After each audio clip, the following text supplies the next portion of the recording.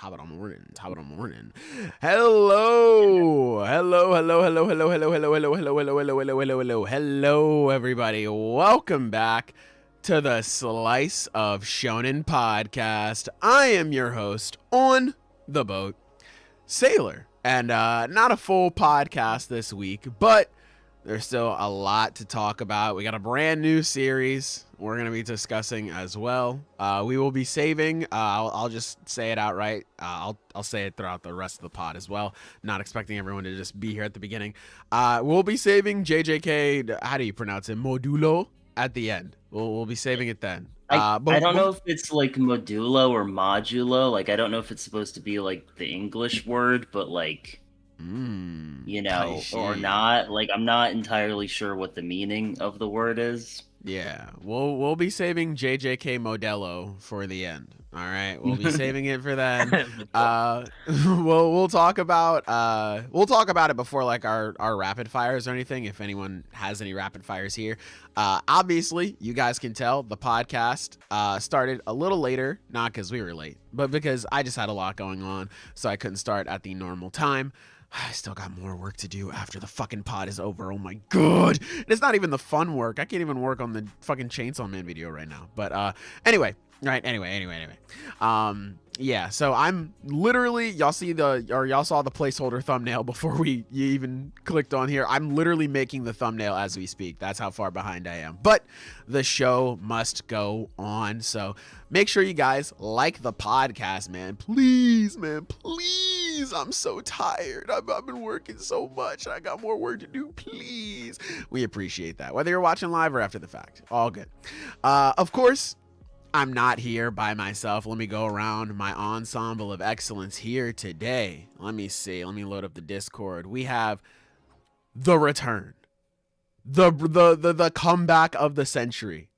He has returned with the milk. The prodigal son of the podcast. Shanks has come back to the East Blue. Taco! How you doing, buddy? Say hello to the people. Hello, people.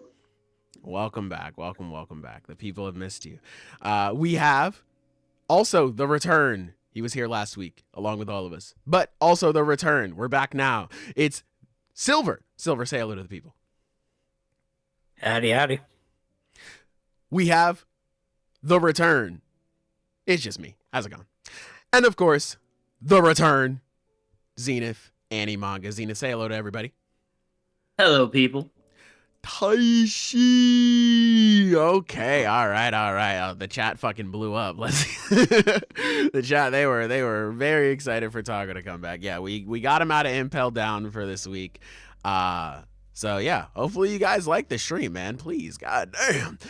Links to Xena's stuff is down below in the description, as well as Adam, aka Jigga. He's not here right now. I don't know if he shows up later or not, but his stuff is linked right down there below, right next to Xena. So make sure you guys go check all that stuff out.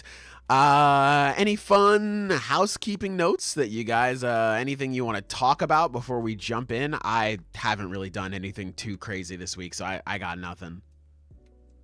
Nothing much here either. I've just been getting settled back into work and school and shit. Yeah,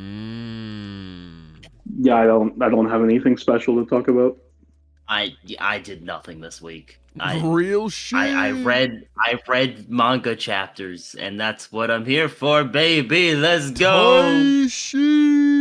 Okay, so let's just dive right on into the content here. We have One New Piece Chapter 1159. Fellas, how you feeling about this one?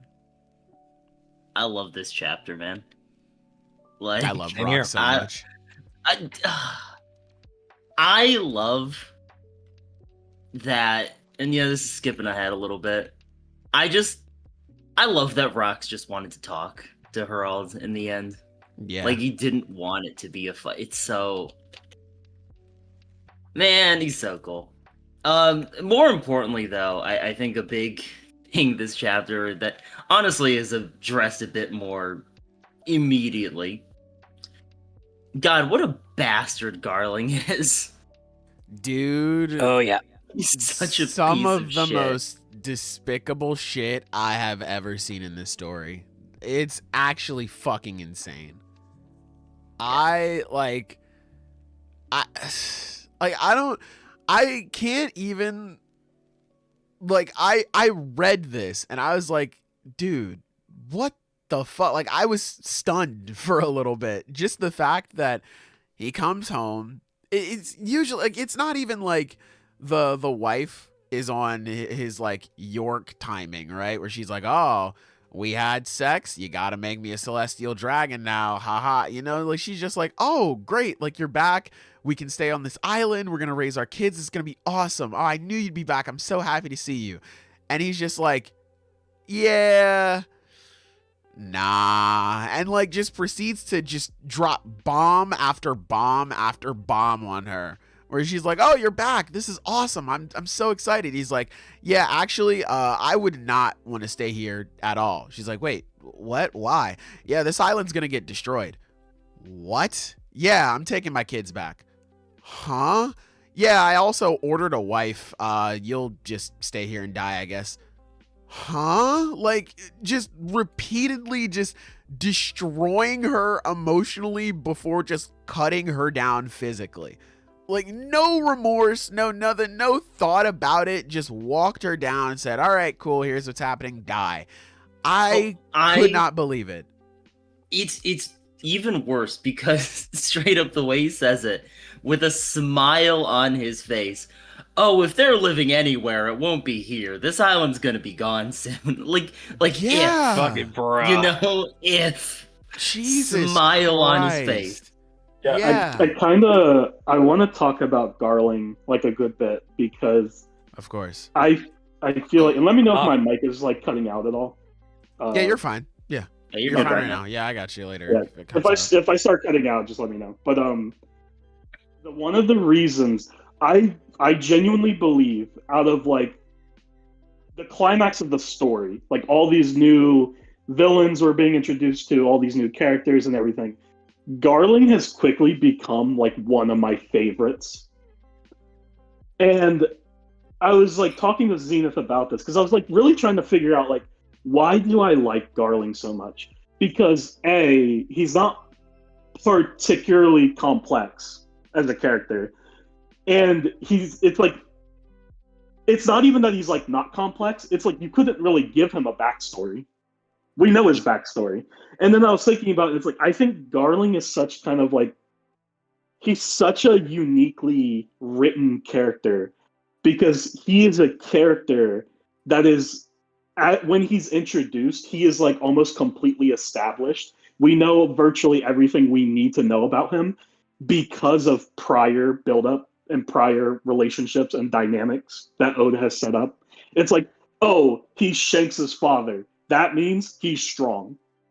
He's really strong. Oh, he's the commander of the Holy Knights. That means he's very influential. I mean, when I was talking to Zenith about it, I think it's really cool the way Garling was introduced, the way Oda chose to introduce Garling. Because to give it a little bit of context, it goes back to Fishman Island. We see Queen Otohime risk her own life saving Don Quixote Mjolnir. And she went up with him to marry Joa. She came back, proved that even someone as weak and fragile as her could go to the surface, you know, and come back. And that goodwill that she, you know, gave her saving his life, you know, eventually later down the line, when it was reciprocated, saved her own daughter's life. And it's like, that's really important. It goes with a lot of messaging of the overall story about being kind and, you know, forgiveness and all these different things. And the way Garling is introduced is he is the god with the authority to execute the other gods. He kills Don Quixote Mjolnir. Doesn't just kill him, he fucking crucifies him. I was about to say, he makes a show out of it, doesn't he? Yeah, in front of all of the other celestial dragons. And it's this moment where it's like, it's just such a powerful like introduction to a character. And you get go ahead. No, you No, well, it's because of his power and authority, his evil feels so visceral, I think, because there's a casual entitlement to it. Like, the way he kills his wife is not a big deal. He is happy while he does it because he isn't even thinking about his wife. He's thinking about his next wife and the God Valley incident. And he's thinking about it as not some big deal. It's just the natural course of things as he sees it. Yeah. And that is so... I think that just makes him so much more despicable. There's no big goals like, I don't know, like a lot of the other villains, like, who are just straight up evil. I've mentioned Crocodile and Doflamingo as examples in the past. Like, those are characters that are just evil, but they have goals, they have ambition, they have something to prove. He has nothing to prove because it's already been proven by his birth. Yeah. He's such a good villain. I think he is like the epitome of what a celestial dragon should be, or like what they are. And even going along, because all of the celestial dragons, for the most part, are like that, where it's like they take for granted the power they have because of their birth, the circumstances of their birth. But what I think makes Garling so much scarier is the fact that not only does he have this power politically, he also just has power. Mm-hmm. Like, he is powerful individually. We haven't seen him fight yet, but assumedly at God Valley, he is hyped up to be one of the central figures, one of the main players in an incident that involves Roth, Roger, Garp, Whitebeard, all of these legendary figures, and he's right there along with them. So it's like, he's just such a good villain, and especially like Oda making him a Gorosei member in the way he did it too, where it's like the first time we see the Gorosei actually scared. Like, when they see him like come in and sit down, and they're just like, "What are you doing here?" And he's like, "I am here on special orders. Let us all, do the best we can, fellow elders." It's like, Yeah. I don't know. I think Garling is such a good villain. I'm very curious who's going to defeat him. Mm-hmm. And that gets into like what are the matchups of the final arc, which is a goddamn mess of theorizing. Like, it's so not straightforward like other arcs. But God, he's so cool. I hope he dies in just a really satisfying way. He deserves like the most pathetic death ever. Absolutely. Yeah, I hope he gets stripped of everything in the end. I personally believe that during God Valley, I think we will see Rayleigh versus Garling, and I think Rayleigh will be the one to save Shaki from Garling. Yeah, absolutely. Oh, for sure. Like, I think that's just one of the matchups we're gonna get. Well, obviously, we're probably not gonna get full fights, but like that is one of the things we'll see. We're not gonna get full fights, but we have just pretty much confirmed matchups at this point. Obviously, Roger and Garp versus Rox. We don't know the context, but something will lead to that being the story, if not just outright happening. We're gonna have Rayleigh versus Garling and Gabon versus Summers. Like, something to make Summers really fucking scared of him.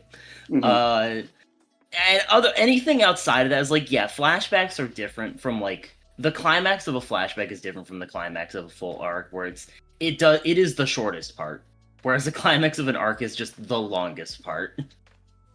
It's gonna be quick. We're gonna see some clashes, then we're gonna see the end, and then boom, back to Elbath. So, yeah. Taishu. Yeah, I do think we're gonna see a little bit of the fights, but we're not gonna see like everything. Maybe outside of like Rox and Roger and Garp stuff, because Emu is now on the island. We now know because Gunko is there. So maybe that leads to something. I've seen some ideas that maybe Rox ends up getting Dami reversied. I've seen ideas that maybe it's actually Rox and Roger who team up against Emu, and then something goes left there.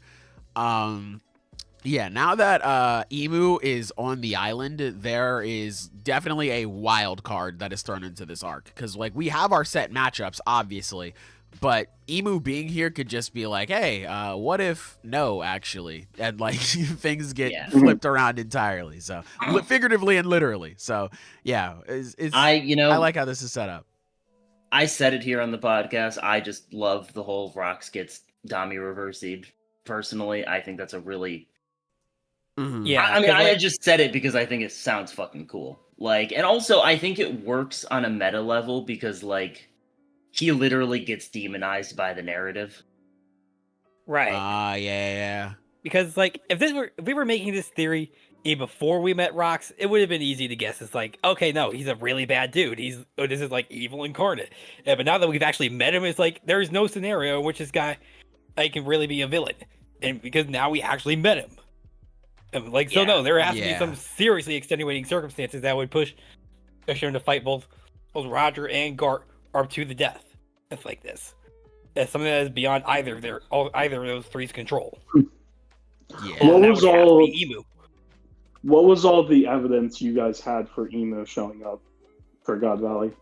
For God Valley, I literally, Steph Curry from 3, Gunko is also there. That's it. That was it. That's one of them. One of my favorites, I think one of the biggest pieces of evidence that Emu shows up on God Valley is during Elbath when we see Emu take over Gunko's body and like does the big Conqueror's Haki blast. Gabon recognizes it. He literally says like that Haki, which implies that he has sensed Emu's Haki before. And it could be possible maybe he sensed it when Herald was killed. I don't remember the context because I know Shanks and Gabon were like on Elbath.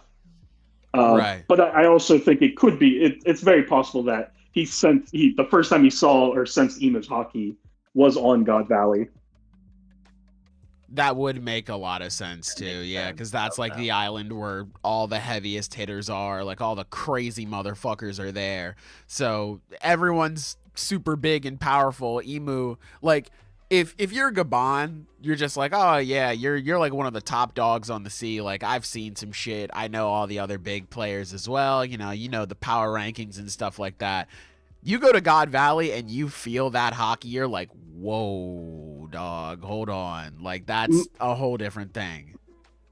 I really, to give Zenith credit, I fucking love Rocks getting Dami reversied. Like, I love that theory so much for so many different reasons. My only problem, like, solitary issue with that theory is, like, how...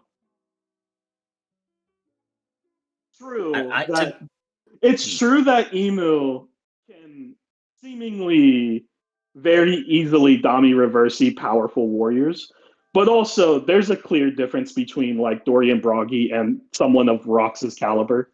Yeah. I've thought of that as well. And the answer is we don't really know how the Dami reversey thing works. No, I actually have a better. I think what I have something I think it would be. Okay.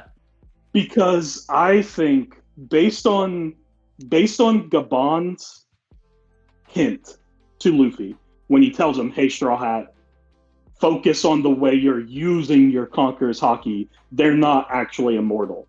So the clue to defeating the demonized immortals is Conqueror's Haki. And that leads me to believe that someone with powerful enough Conqueror's Haki could probably could resist Dami reversing. They could resist the transition. And notably, none of the people that have been transformed have Conqueror's Haki. Even Dorian Broggy, who are powerful warriors who have Haki, they're not Conquerors. Like, there's still a clear gap between their Haki and Luffy or Rox or Roger. Unless Rox's will is shaken to the point where he's weak enough that he could be taken over. If his wife is killed, that's possible. If his wife is murdered in front of him, I think it's possible because we know how much he loves his family. He clearly cares very, very deeply about them. If his wife is murdered in front of him or he finds her dead body, I think in that moment, if his will is shaken enough, he might get Dami reversing. Mm-hmm. I think that's entirely feasible. Yeah, agreed. And to actually recontextualize, because there have been a lot of Roger and Garp memes recently. Dude, they're so funny too. Like some of them are so funny. See, yeah, Roger and Garp are making sure the slaves stay enslaved and stuff like that. Yeah, I think I saw that one. God, that one killed me. I think it's interesting because if Rox is actually Dami reversing, then it recontextualizes it where, in a sense, they didn't kill Rox to beat him. They kind of freed him. Yeah.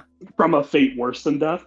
Because Rox, as a member of the Davy clan, his entire lineage for centuries and centuries have been fighting against Emu and his regime, essentially. And for him in his final moment to lose his family and become a pawn for the rest of his immortal life, that is a fate worse than death. Absolutely, yeah. Yeah. And I actually think it makes it even worse when you consider if that happens. This is theories on theories, so I'm grasping a lot of straws right now. But at the same time, it's we don't have anything else to go on. But if Rox is somehow Dami reversed and he is defeated by Roger and Garp, they're the two that kill him and basically free him from Emu's enslavement. It makes it even worse that when that happens, his crew will abandon him. I've been working on the thumbnail. I have been thinking about that too. Just because no one is there for him. Yeah, I think it is gonna be very. I think Shaki being kidnapped, that is probably the worst thing that could have happened for multiple reasons. Because I imagine they're gonna save her, or they're gonna see Rayleigh saved her or whatever, and they're like, okay, let's go. And then Rox is like, wait, I still, my family is here. They're like, bro, we don't give a fuck. Come on, yeah, let's just go. I think the fact that you had someone like Gold Shiki and obviously the rest of the crew, which is who did this? Who would kidnap Shaki? Fucking Wang Z bastard. Oh yeah, they were just yeah, they're just who would kidnap Shaki? So the fact that when Shaki gets rescued, everyone is just oh my god, this is the sexiest woman in the world. Holy shit.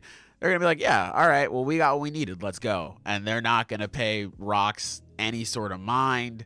I mean, they were bound to split up anyway. That was their big thing in the end. I'm really curious to see why, Whitebeard got split off. Maybe it was something he couldn't help it. Kaido, I feel like he'd kind of be the same way, which is weird considering, we know him in the current day as a giant asshole. But, Kaido, I imagine his entire ideology was shaped by Rox's final moments. And, the fact that history was just all right, sweep that guy under the rug, So I feel like Kaido at this point, seeing Rox go out the way he did, it really hurt him. So I imagine he probably got taken out in some other way. He just couldn't help it. But, yeah, the rest of the crew, I would not be surprised. They're all right, bye, see ya.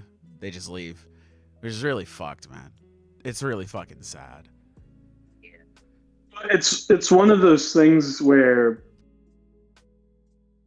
when you're looking at the Rox Pirates, in my opinion, they're the only they're the only three members out of the entire crew. I think there are only three members that showed up to God Valley with good intentions.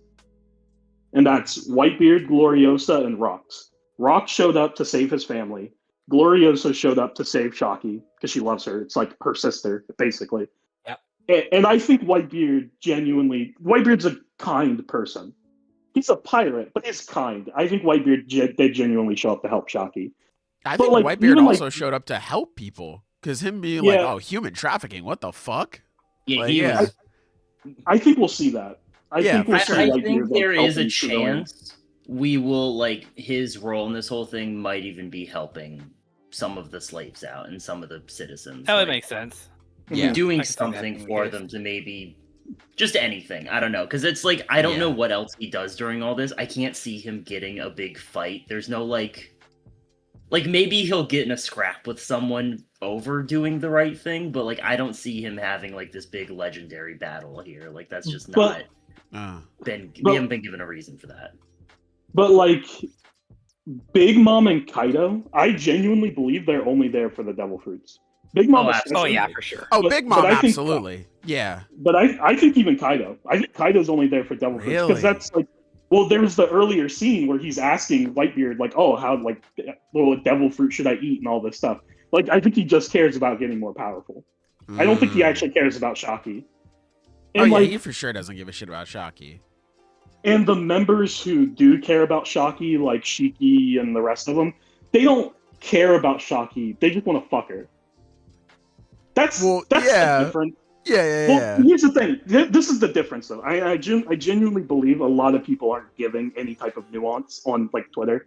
No surprise. I was about to but- say, day that ends in Y, brother. There's clearly there's a lot of Gooner piece memes and people saying Roger and his whole crew are Gooners and all these things. The issue is that I think Shiki and all of the other like Rocks Pirates, Silver Axe, and all of them, their love for Shaki is just lust. Yeah. But I think Yeah. Roger and his crew actually care about her. They genuinely, they want to save her. They want to rescue her because they Well, put out- I think I on think some Rayleigh- level, I do Rayleigh- think there Rayleigh is loves there her. because like Rayleigh loves her, but I think the relationship between the Kuja pirates and the Roger pirates is that of friends, and that when they're doing their whole like when we see their first exchange in like a few chapters ago, I forget when it was, like they're just kind of playing essentially. They're goofing around. they're goofing off. Like, I don't think there's any way to really take it seriously. They're kind of... Because it's genuine fucking LARPing at the end of the day, actually. Like, there's this whole Yeah. thing where it's like, let's Like- take their food. No, don't take all our stuff. Leave us some food at least. Like they're Yeah. LARPing. They're just having a good Yeah. time. Yeah. It's basically the equivalent of what we saw first time when like Egg Roger or Whitebeard were fighting on that island, and when Odin was still with him. It's like yeah, it's like they're gonna fight, they're gonna take things a little seriously, but then it's like 3 days later, they're literally just having a giant fucking picnic and exchanging stuff like nothing ever happened, and they have that kind of relationship. It does. The make reason sense, why- too, for it makes sense for the Roger crew to actually care about them though, because Roger, he's just like super horny. He's like, I love you so much, Shaki.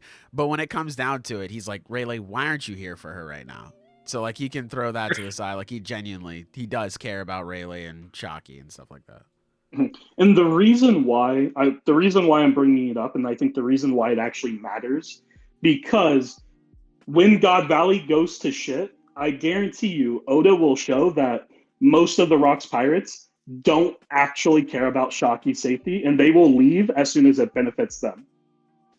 They don't really care. Like, as soon as the going gets tough, they're going to put their own safety over hers. Yeah. Whereas, like, Rayleigh and Roger absolutely will not leave her to just die. That makes sense. Okay. That's Yeah, the yeah. difference. Like that's difference the between reason why. love. Yeah. Okay, I see Oh, where you're yeah. coming from now. Yeah, because absolutely, I think they will, because they're just like, oh man, our Shaki, she's so beautiful, she's so sexy, oh my god. But yeah, I can definitely see be like, oh well, shit, we're gonna die here, we should leave. So yeah, I can definitely see that happening. I can see that going on. Yeah, makes sense. And like I said, I think the only Rocks members that won't leave, like when the going gets tough, is Glorioso, Whitebeard, and Rocks, because they're the Yep. only ones Yeah. there with like pure intentions, Genuine intentions. essentially. Yeah, Yeah, genuine intentions. Yeah, The difference between real and fake love. Yeah. Because that has been a big thing too. I mean, like even last arc in Egghead, where Frankie saves Luffy. He's like, "Oh, you guys like don't abandon each other." Got it. Yeah. So like pirates abandon each other all the time. I wouldn't be surprised if even after they're just like, "Yeah, we gotta go save her." They're just like, "Okay, well, see ya." Yeah. Or even if it is just a situation, it's just like, let's say the Roger Pirates W thumbnail. Thank you. I appreciate it. I literally just finished it.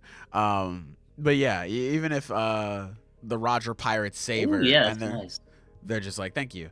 The members are just like, hey man, let's go bring her back to our island. Like she belongs with us. She doesn't belong with Roger and the rest of them. And then, later on, they're just like, wait a minute, shit's kind of hard actually. Okay, let's just leave. They just give up on that. Like, that might be the very extent of how much they care for Shaki. Like, they're just like, okay, she's safe. We're gonna die, so I don't really. I'll see her later. I guess whatever. And they just leave. Mm-hmm. Yeah. Yeah, they do be bums like that. Yeah, I wouldn't be surprised if Rock's crew from here, they just get all fucked up, because we know Wang Zi, he takes over the pirate island after this, and that's the whole Rocky Port incident and shit like that. So I wouldn't be surprised. I think it was Tekking, he brought it up. He was like, yeah, what if Wang Zi just stays on Pirate Island? And they're just like, yeah, I don't feel like being confronted about what I did, so I will just stay here.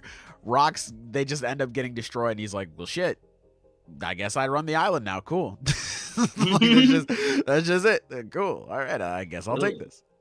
Yeah. Well, that's because that's one of the things about Rocks. One of the reasons why I think Rocks is such a interesting character is because Oda is showing him he's almost mythical. Yeah. The way Oda presents him, like he truly is. It's kind of similar to like Odin, where like his feet are like I think Herculean it's the exact almost. same. Yeah. Well, Silver actually brought it up. So I'm being so dead ass when I say this. This is old news now, months later. But Silver was the first one that told me this, and it was the first time I heard it. Was the idea that like Rock's and Harald's relationship is a direct parallel to Odin and Roger's. Like they're nearly identical. Yeah. The difference is that Odin joined Roger when Harald never did. And like it's you could say that if Harald did join Rocks, it's possible he would have succeeded. Wasn't it Ty that said that? Yeah. No, I heard it from Silver. Ty might have said it Oh, first. really? Okay. The first time I ever heard it was from Silver. And that's like including Twitter and everything. Which Got it. admittedly at the time, I wasn't super on Twitter. But, Fair enough, yeah. Well, neither is Silver, so that shit came from the heart. from the heart, yeah. He just clocked it. Hell yeah, man. Yeah, Hell he yeah. just But, knew. Our boy is smart You like just knew that. what's up. Yeah. Oh, gee, you're making me blush. that. But well, one of the things I find so interesting about Rocks is that he is powerful. He's not a good person, but he is powerful and he's honorable. He's so many things, but at the end of the day, his greatest legacy is that of being a failure. Damn. Well, he doesn't even have a legacy. Damn. Like, He doesn't have a legacy. no one remembers him. Like, He's got one shitty kid trying to LARP as him. again, and I want to make this clear, like this is going to sound insane, and I want to clarify, I love Rocks. Oh yeah, I he's do. the goat. Genuinely. I as much as shit as I talk. I love Rocks, but I think it's the point. Like, the point is that his crew was full of powerful, infamous pirates, and very notably, all of their greatest accomplishments have nothing to do with the fact that they were on his crew. Yeah. Rocks did everything right, but he never made a single true ally. the only one he could have had was Herald, and it didn't work. It didn't work out. He never made a single. Tried to be friends with a fraud. He never met a single person who was truly his friend to the very end. He never had a Rayleigh or a Zora, which is really what it is. He never had like a right hand man. The right hand, yeah. And that is his downfall. I mean, we see that.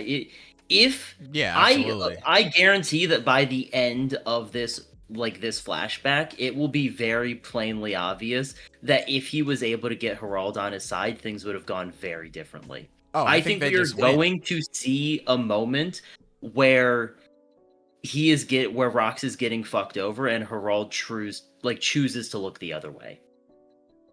Yeah. Man, all this shit is just making me more and more pissed at Harold. Oh my Yeah. fuck, that guy. Yeah. Well, because this goes with like a greater point that we've talked about. This isn't new, but I think Rox's character is further enforcing this. But Luffy, exactly. Luffy as a character, the reason why Luffy is going to become the greatest pirate ever to ever live is because he is doing the things that Roger and Rox and like all these other legendary pirates failed to do. Luffy will succeed where they all failed. And I think that's the entire point of Loki's character. Rox needed Herald, and he didn't get him. He wasn't there when he needed him, and that led to his death. Luffy and Loki, by the end of Elbaf, Luffy and Loki will be friends, and Loki will be allied with Luffy, and that alliance is what is going to be like. It's going to tip the scale, basically. That will be the reason Luffy ends up winning in the end. Big time. Now, I would like to take a moment to theorize, if y'all will allow it, unless y'all got some things you want to get out of the way first of all. Nah. Go ahead, bro. Go ahead. Off, King. Because this, I ain't gonna lie, is a bit of a crack theory. Like I think it is quite lacking in genuine, solid evidence, but I think it lines up with what we've been presented narratively and thematically. Okay, man, we take those. That I think I'll have some of y'all by the end of me talking about it, all right? So, before I get into it, there are two other theories that are worth mentioning that have been going around. One is very recent, one is very old. I, 99% believe in both of them. The first one came out with this chapter, and that is a lot of people are saying that Davy Jones and Joy Boy are the same person. I really believe in this theory. The main piece of evidence that's given is in chapter, hold on, I have the chapter pulled up, is in chapter 306, where Davy Jones is first mentioned. Chopper asks who that is, and Robin is like, a pirate from long ago who is cursed by a demon and is said to live deep down on the sea floor. People really conflate that quote with the idea that, oh, well, Joy Boy was a legendary pirate from a long time ago whose main enemy was a demon or devil or whatever you want to put it. I mean, look at Emu. Like, my God, look at Gunko right now. Yeah. And this is really easy to relate to Joy Boy as well, because we just, pretty recently, not super recently, but relatively recently, found out that the D clan is the enemies of Emu, and we know that Davy Jones is of the D clan, and that the Davy clan is its own fucking thing that's a part of that, essentially. Like, that is its own clan within the D clan. Obviously, there's the idea that's been taken from that the D clan is just the descendants of Joy Boy's crew, essentially. That is a prominent theory. I don't even need to believe in that for this to work, because I am saying that they're the same person. So that's not really important, but I'm putting it out there. And here's the thing. Okay, someone's saying they're not, to be honest. I think it's like an Indra Ashra situation where Joy Boy and Davy Jones had two different ideas about how to beat Emu. Maybe, but trust me, I'm getting to the duality aspect of this because that is a huge idea within the series surrounding Joy Boy. Like, thematically, it's a really big deal. So, and this is where we're going to get weird, and I make some very key assumptions. Another big theory that isn't talked about very much because it rarely gets new evidence, but frankly, I just kind of think it's true, is that Joy Boy was a giant. Oh. This is evidenced by a few things. One, what's up with that giant straw hat that Emu has? You know, like, it just kind of makes sense if the guy who wore it was pretty goddamn huge. The second one, what's the deal with Pluton? Why is that a huge-ass boat? Makes sense if the guy who wrote it was a big-ass dude.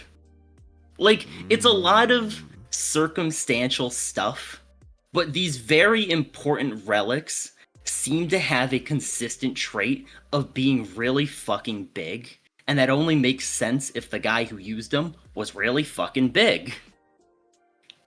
And these two theories, I think, that are very likely to be the case. Because here's the thing, if you don't like either of those theories, if you just don't even like one of those theories, you're not going to be with me on this. And I understand. That's fair. I like these theories. I think they're true. I'm going off of them. This is where we get really fucking weird about it. I think, and I'm just, before I get into all my evidence, I'm just going to say what it is. I think that Joy Boy and Davy Jones being the same person, I think Joy Boy had two devil fruits, the Nika fruit and the whatever the major fruit of Elbath is. Ah. Why do I think that? Well, for one, there is the key factor that Blackbeard has two devil fruits. He has the capacity to hold two devil fruits in his body. Considering that it is now revealed that he was part of a major clan that was seen as a threat to Emu, it makes sense that this is not some special ability of his, but in fact a genetic trait of the Davy clan. Meaning, it actually makes sense that Rox is looking for two specific devil fruits as well, one of which being Elbath's like main fruit, because he hasn't indicated people he wants to give these fruit to. It makes sense that that is also a trait that he has, and whatever the two fruits he was having, they were both ones he wanted to eat. Assuming, again, the theory that Joy Boy and Davy Jones are the same person, that would mean that he had the capacity to have more than one devil fruit. And this makes sense because Joy Boy was fucking ridiculous. On top of having insane hockey, imagine a giant with two powerful devil fruits and hockey as ridiculous as his. That is something that actually could pose a threat to Emu.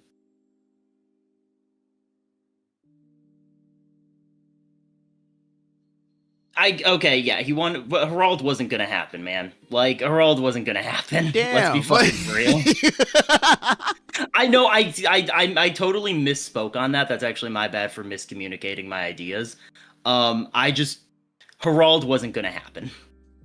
You know what I mean?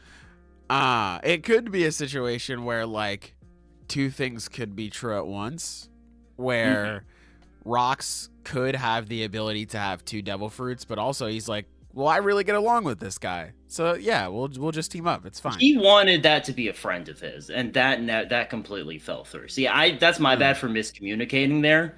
But building further,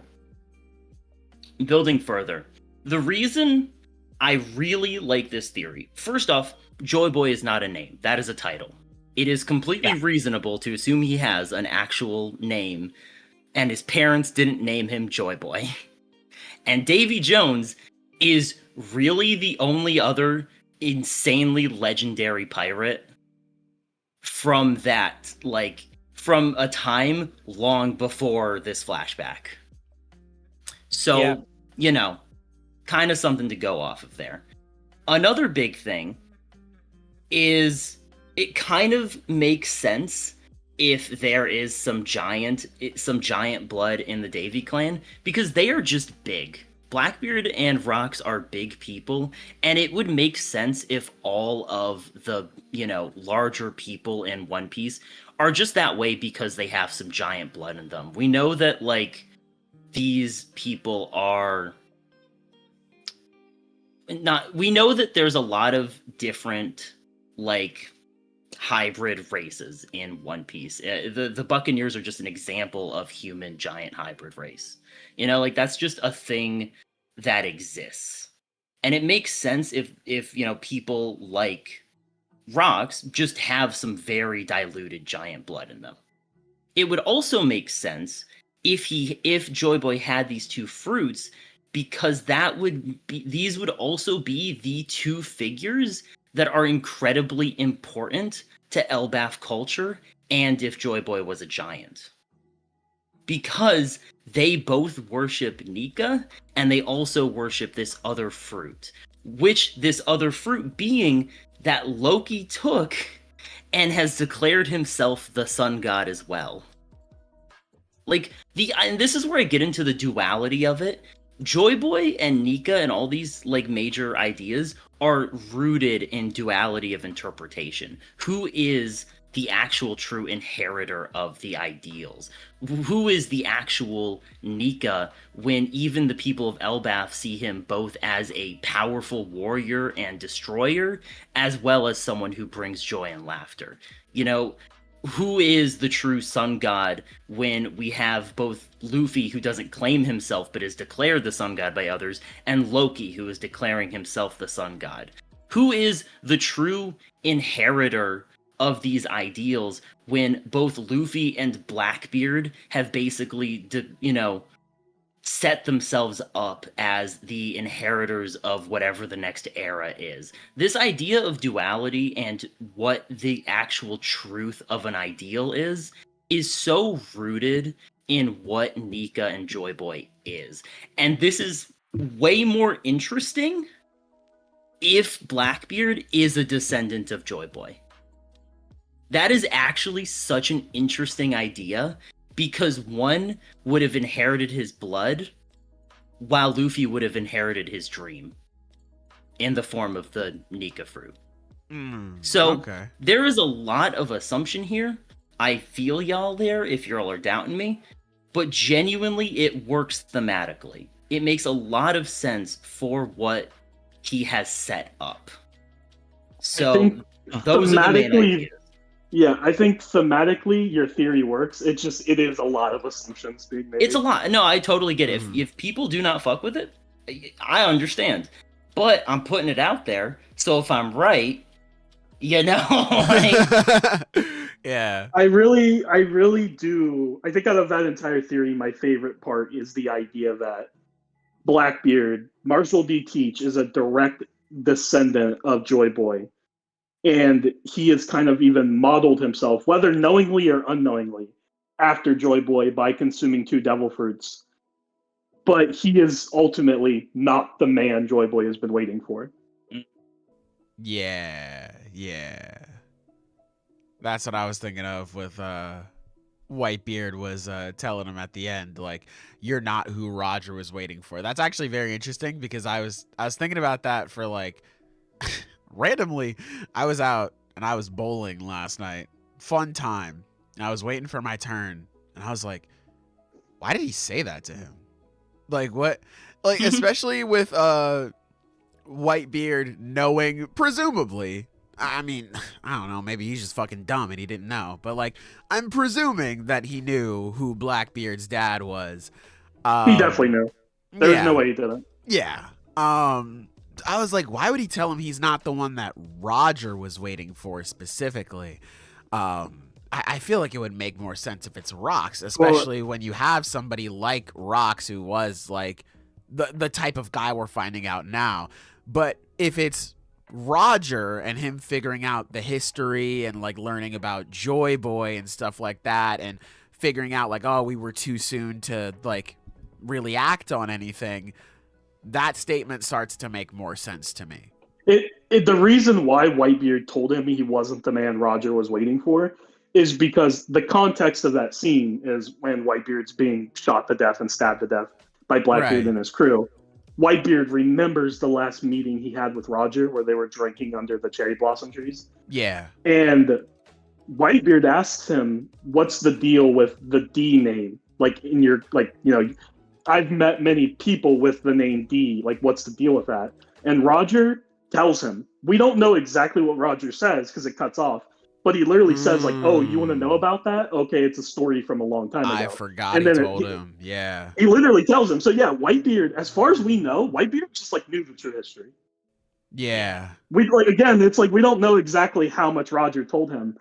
But I feel like it's implied he did just tell him the true history of everything. And that's why he looks at Blackbeard and he says, you're not the man Roger's waiting for. Oh, another thing I want to put out there for my theory real quick. On another level it works, there's a lot of people who believe the other devil fruit that Rox wanted was the Nika fruit. So if that's the case, my theory would make sense for the completion of a goal that Rox is also not able to achieve, which was essentially the union of these two devil fruits once again through the alliance of Loki and Luffy. Okay, I'm done. That's my last little thing. I'm cooking. Stove might not be on, but we'll find out in a few years, you know? It's not a bad we'll find theory. out way later. Yeah, it's not bad at all. I think all of your logic makes sense, and I think thematically it all makes sense. It is just a lot, you know. It is a lot, yeah. we'll see, fellas. We'll see. But yeah, I'm marking down this podcast, you know, Yeah. Slice of Shonen Podcast number 176. Yeah. I will either be justified or I ain't bringing it up again. Yeah, exactly. We just don't talk about it again. if your theory ends up being correct, I think it's good for the story because I do just like those ideas and like what they kind of mean for the stories and the characters. Let's fucking go. Well, it's one of my favorite things. It's like one of my favorite things about Luffy as a character is like how untethered he is to all of this like stuff. Don't give a fuck. Yeah. He's so unburdened by. He's the only one who's free. Yeah, he's so unburdened by all this history. If you think about it, he's already the freest man in the world. Taishi. Yeah. Well, that's another because that's another thing that I've seen people say is like Rox is the true pirate king. But that isn't true. That can't be true because the pirate king is the freest man in the ocean. Yeah, I think Pirate King, they're just like, I guess they're looking at it more literal just because he had all the strongest pirates following him. But even then, it's not like it's not like Luffy where he won them over to his side. He was just like, yeah, I'm just taking this, which I guess is in essence what a pirate is. But it's not like at the end of the day, there's a reason why he got forgotten and Roger is seen as the actual king of the pirates. This is a very, very consistent thing in the story. This is something I think Oda believes wholeheartedly. The way you achieve results often matters more than the results themselves. It is the idea that taking a shortcut to achieve a goal is not actually good. It's not becoming the Pirate King. What Blackbeard is doing, Blackbeard is effective. He's powerful. He's smart. He's cunning. Every step of the way, he has taken shortcuts to achieve more power. That's not correct. And I think that's further, emphasized by when Luffy and the crew met Rayleigh on Sabaody. Rayleigh offers to tell them everything he knows. That's such a good fucking scene, bro. Oh my God. He literally says, like, I know the true history. I will sit here and tell you what it is. But I think you should continue your journey because it's possible that you, with your friends and your own adventures, the things you learn, you will come to a different conclusion than we did. Which implies that the journey itself is more important than the actual end goal. Yeah, live life, man. Fuck. Yeah. Live life, man. Be stupid. Make decisions. Or make mistakes, make decisions, all that stuff. Live life, man. Because I think that's ultimately what Blackbeard and so many pirates are missing, is the idea that just finding the One Piece isn't enough. It's what you do after. Yeah. And Luffy's journey is what's going to allow him to complete the dream of Joy Boy. Yeah. A lot of people, they just look at it and they're just like, well, I'll be king of the pirates and I'll have all this wealth and blah, blah, blah. But like, it's like you said, it's what you do afterwards. Like, and that's why so many people have like this FOMO of like, I have to get there as quickly as possible. Like, you have a bunch of people that will just beeline it straight to the new world and get super fucked up, or like all types of other things, you know, backdoor people, abandon their friends, whatever it takes to get their dream. But Luffy is consistent in the fact that he's just like, man, I'm just here to have fun. And that's what brings so many people to him, where he's like, I don't care about like all these titles or whatever. Like I'm just me. That's all it is. And like, there's a sense of solidarity and safety in that. Well, that's the reason why it's important that Luffy's true dream is after he finds the One Piece. Yeah. It's a stepping stone, Taishi. Yeah. I mean, okay, so this is going to be a little, or I guess it is an off base, because like the first thing when you mentioned all this stuff about Luffy and like the journey, is like the first thing my mind went to was like a quote from Jing from Hunter x Hunter, or that happened at the end of the anime. If anyone remembers that, it's like, enjoy a life to the fullest, but enjoy the detours along the way. It's like I don't know why that quote always stuck to me, because it's like Luffy is someone who always has his eye on the prize. He's always has his eye is on becoming Pirate King, but that doesn't stop him from enjoying all the little pit stops along the way either. It's like whenever they get to a new island, it's always like he's having fun. He's always having some kind of adventure, or that's what he lives for. Or it's like he'll still, because that doesn't mean you have to stop. I mean, sorry, I'm getting a little ahead of myself. I'll go right here. Take your time. You're fine. Yeah, you're okay. But the point is like, even though he always has his eyes on the goal, that doesn't mean he doesn't stop to smell the roses. Yeah, it's utmost confidence in himself and the people around him, where, you know, like, is like, I'm going to get there. Like, it's just a matter of when, not if. Like, I'm doing this. Like, that's what makes moments where he knocks down Kaido with Red Rock so powerful. Like, after you see him get fucking obliterated in Act 1, he comes back and puts Kaido on his ass. He's like, I'm doing this. I'm gonna be king of the pirates. Like, I don't care what you're saying about me. I got this. Like, it's awesome. It's two of my favorite quotes in the story. One comes from Luffy and Kaido, and one comes from Mihawk. The Luffy and Kaido one, I still think about this. Every once in a while, I'll still just think about this.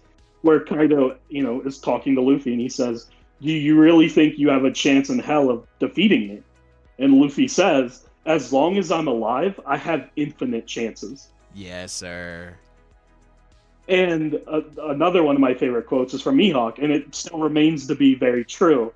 During Marineford, when Mihawk is trying to kill Luffy, and V-Stone saves Luffy, Mihawk, looking at Luffy, says, that man has the most powerful ability on the seas. And it's the ability to turn the people around him into his allies, to his friends, make people want to support him. That is far more powerful than any devil fruit or hockey. Yeah. Yeah. No man is an island. You can't do it by yourself. And that's the thing. Roger, as far as we know, Roger and Rox didn't have that.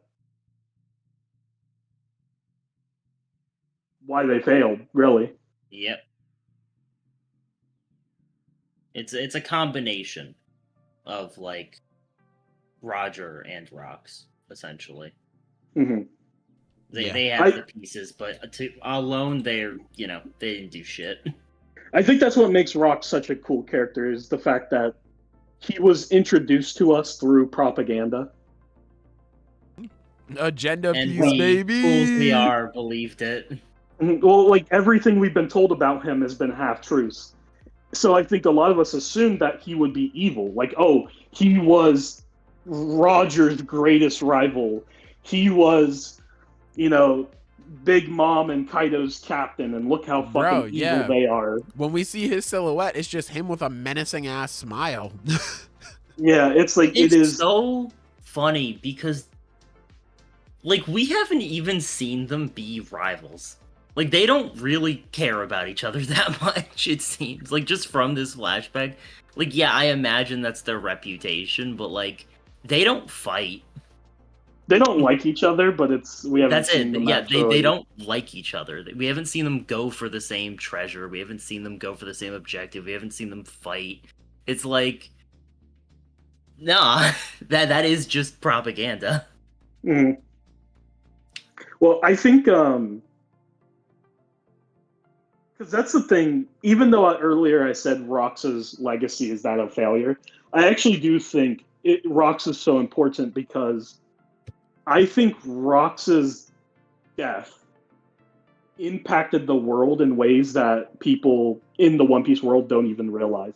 There are so many things that are just a direct result of Rox. I mean, 3 of the 4 Yonko were members of his crew. Like, so many things are tied to him. Oh, another thing, because to pat myself on the back, I did get this theory correct. Hey. Dragon was on God Valley. Yes, sir. I said that years ago. I said that before the fucking first time we went to God Valley. I was like, I think Dragon will be there. I thought we would see Dragon as a young Marine. Silver gone. Oh no. Yeah, his Wi-Fi died. Oh, that's Damn. My brother got KO'd. But I thought for a long time that it made sense if Dragon was present at God Valley. And I like the idea. Well, I like the idea that if Rox is killed because of him trying to protect his family, I think it actually kind of makes more sense. If God Valley was kind of the catalyst for Dragon to start distrusting the government and start, becoming a revolutionary, becoming a freedom fighter, because we know he was a freedom fighter before he started the Revolutionary Army. Because the catalyst for starting the Revolutionary Army was O'Hara, but he was already fighting the government beforehand.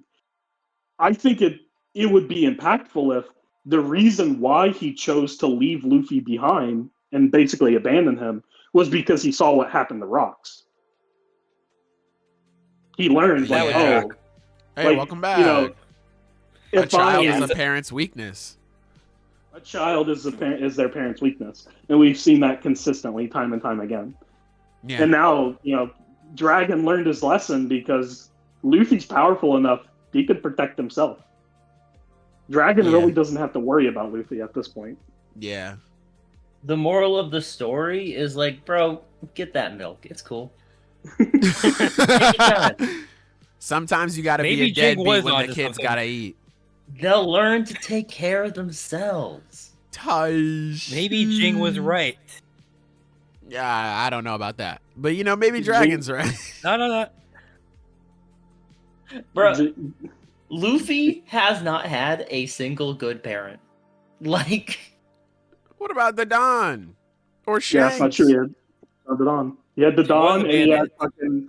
I wouldn't call Shanks his dad. He was there for like 2 weeks. It was yeah, like a month. he was, Yeah, that's fair. Or Makino was there. I guess, but it's mainly Dadan. Is his mother. all I'm saying is every Yeah. time I saw Kid Luffy, he was out fucking around in the woods. Like, I don't know. That doesn't seem like a whole lot of supervision. Like, Well, of course, they're mountain bandits, but they were living they in fucking got a Detroit. house. Yeah, they're mountain bandits, bro. Yeah, they were fucking. They're living out there in They Detroit. got a man. house. Listen. He's like 5 years old, no supervision except for a 6-year-old next to him. Fucking ace, like. Listen, man. There Hey, he's got are a conquers. lot of bad parents in One Piece. Okay. Yeah, of course. Hey man, I you want to mean- talk about bad parents? Garp, what the fuck, bro? that nigga Garp said, "All right, Oh, son, I go didn't to even the have to get to guard. go to the super murder tournament. Meanwhile, I'm on the beach on vacation. What the hell?" Genuinely, I think Roger is receiving a lot of criticism because of what's going on. I think it's unfair that he's getting that criticism. Yeah. Garp 100% deserves all the criticism. Literally Oh, yeah. not too much on Garp. I mean, I'm not saying that to defend it. I mean, I am noticing there is not too much on Garp.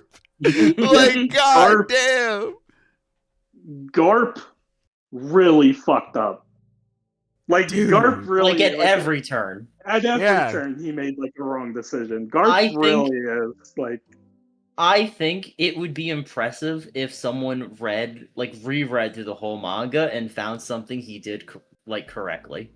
It was just taking in Kobe. That's it. That's fair. And half of his stuff with Kobe is like, hey, you'll figure it out. Bro, punch some shit. Yeah, I was about to say, go punch this shit, little nigga. That's Well, Like, and what? another thing about Kobe specifically is that it's notable that Kobe is his one achievement after a long life of failures. A litany of fuck ups. Yes. Like it's like, yeah, he did good with Kobe. That is his single redemption, kind of. Like that's the one thing he did right before he's not dead, but like before he dies, basically. That was the one thing he did that was I'm good. thinking about it, like a lot of both parentage and training in One Piece is, all right, here's what you gotta do, figure it out. Like, I think the only time we see someone, like, traditionally trained in anything is Rayleigh training Luffy. Yeah. Like actual hands-on helping a dude learn something. Well, Yeah. there's Kyros and Rebecca. Okay, yeah, that's true. I forgot about that. There are like, But, like, very few majority- examples of it. Yeah. Is like, all right, bro, you got this. Just like I- fucking Mihawk training Zoro is one of the funniest fucking things ever. Like, all right, bro, learn hockey. What's that, bro? You gotta learn it. Like, Yeah. It's yeah, I think they're like dependent. I'm pretty sure like Robin learned a technique from like Sabo and Koala, but even then that was off screen, so we don't know too much about it. But I imagine they were pretty good teachers.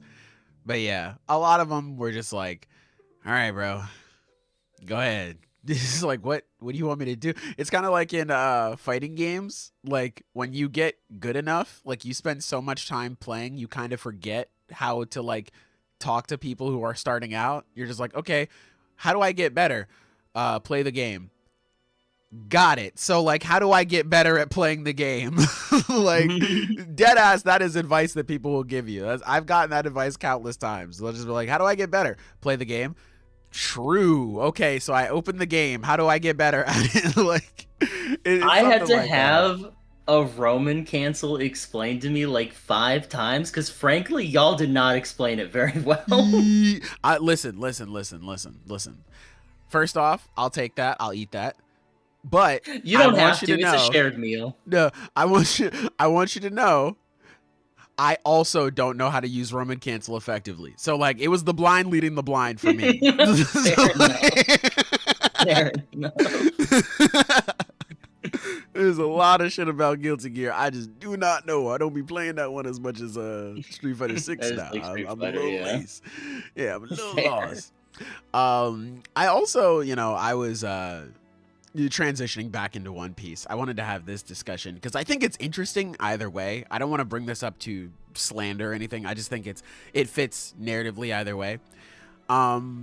Chat, open question to y'all as well. Do you think that Harold knew what he was protecting?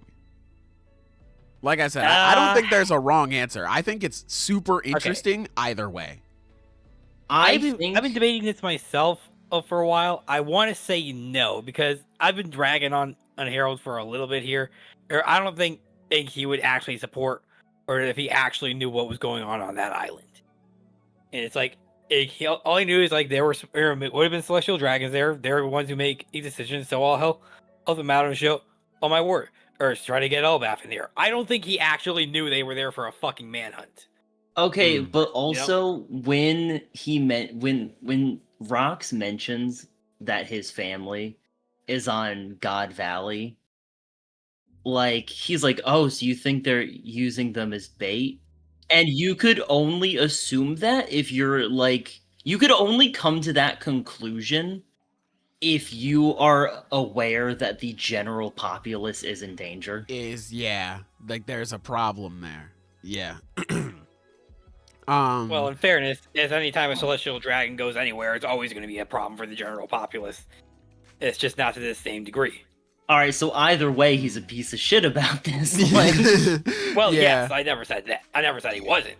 Like, yeah, I mean, because I like. Here's the thing, I do like Harold. Like, genuinely, I think he's a super interesting character. He knows what he's getting into, and either way, even if he doesn't, I don't think it matters because he's going to see, and I don't think he's going to do anything.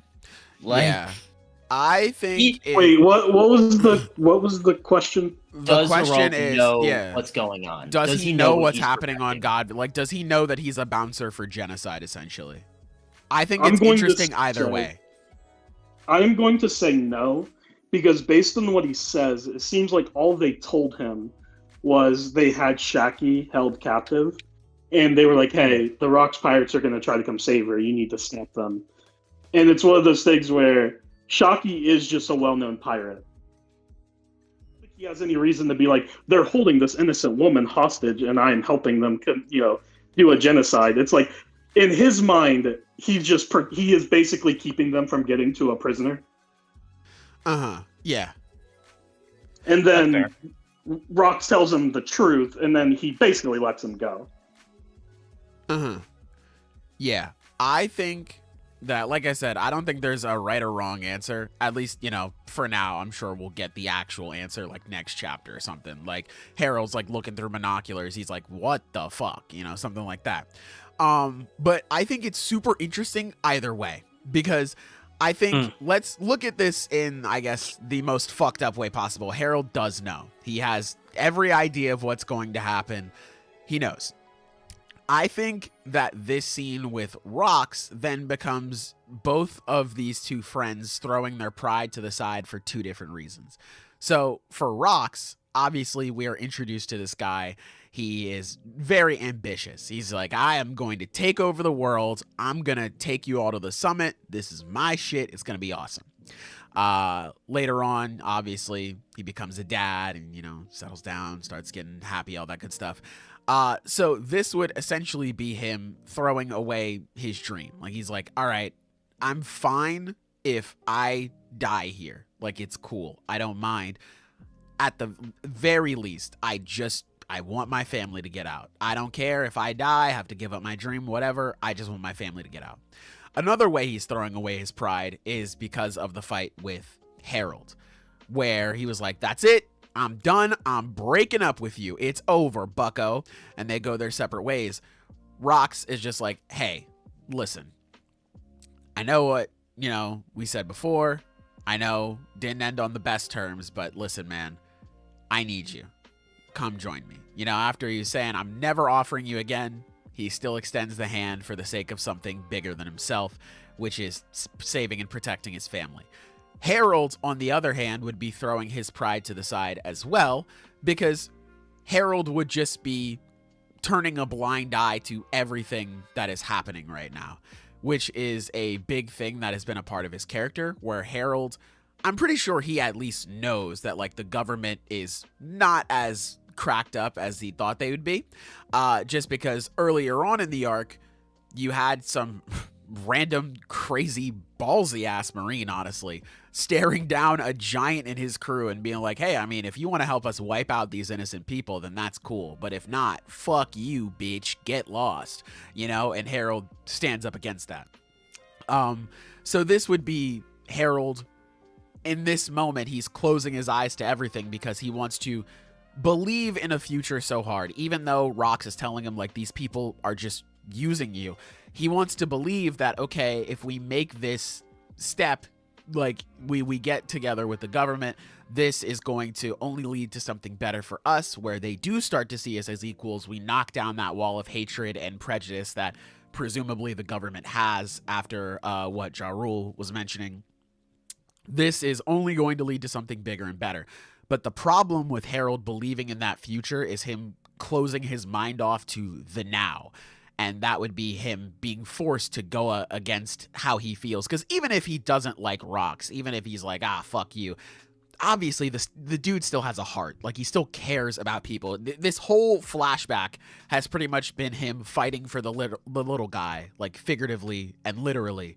So obviously he would be like, well, this isn't right. I'm going to stand up to this. But here, again, throwing that pride out the window for the sake of his people. And I think it's interesting that both characters would be doing that in this moment. But if we look at it from the perspective of Harold had no idea. It's what you were saying, Taco, where it's like, hey, we have Shakuyaku. Rox is going to come stop him, right? You didn't stop him before. You didn't kill him. You really want in with us. Here you go. This is your opportunity. Stop him now.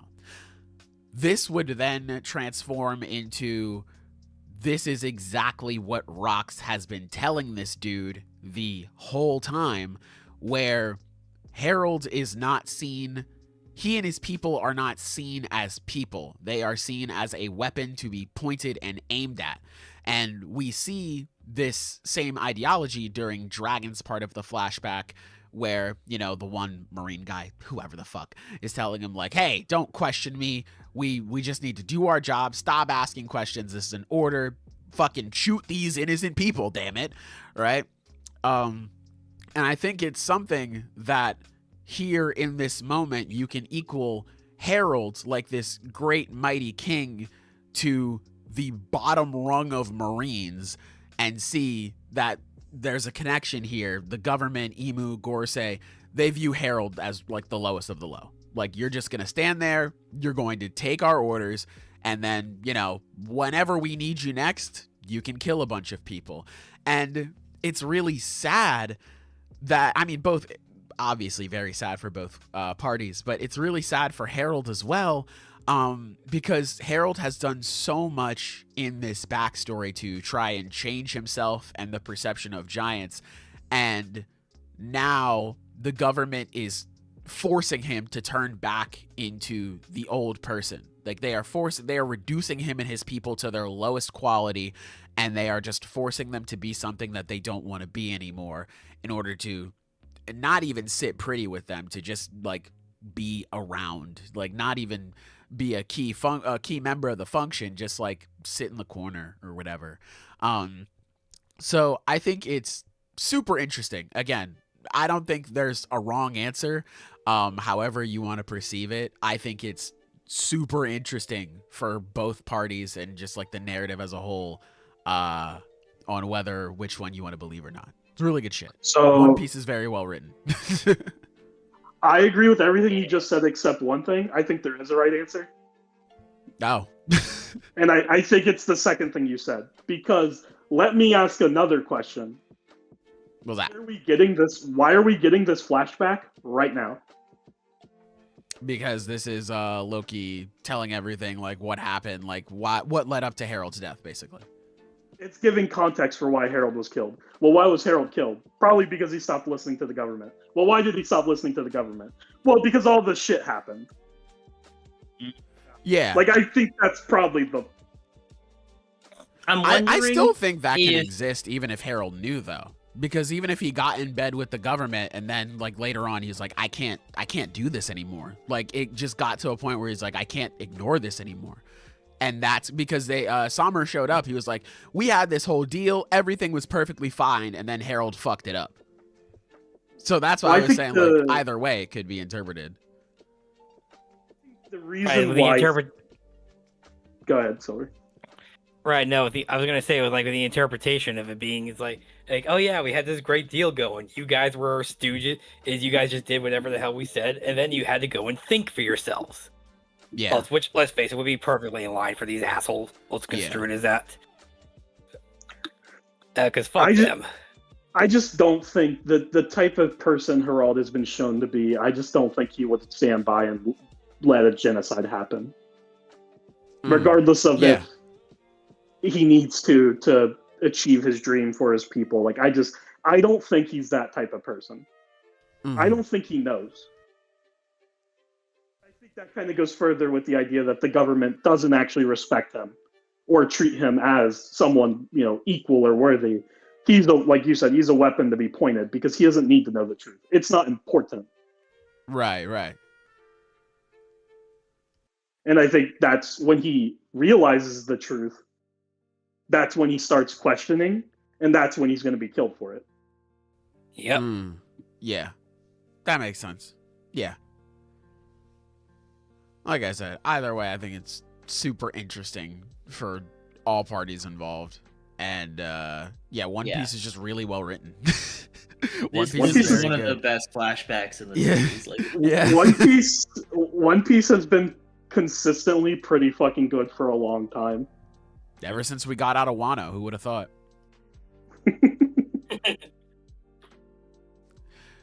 Yeah.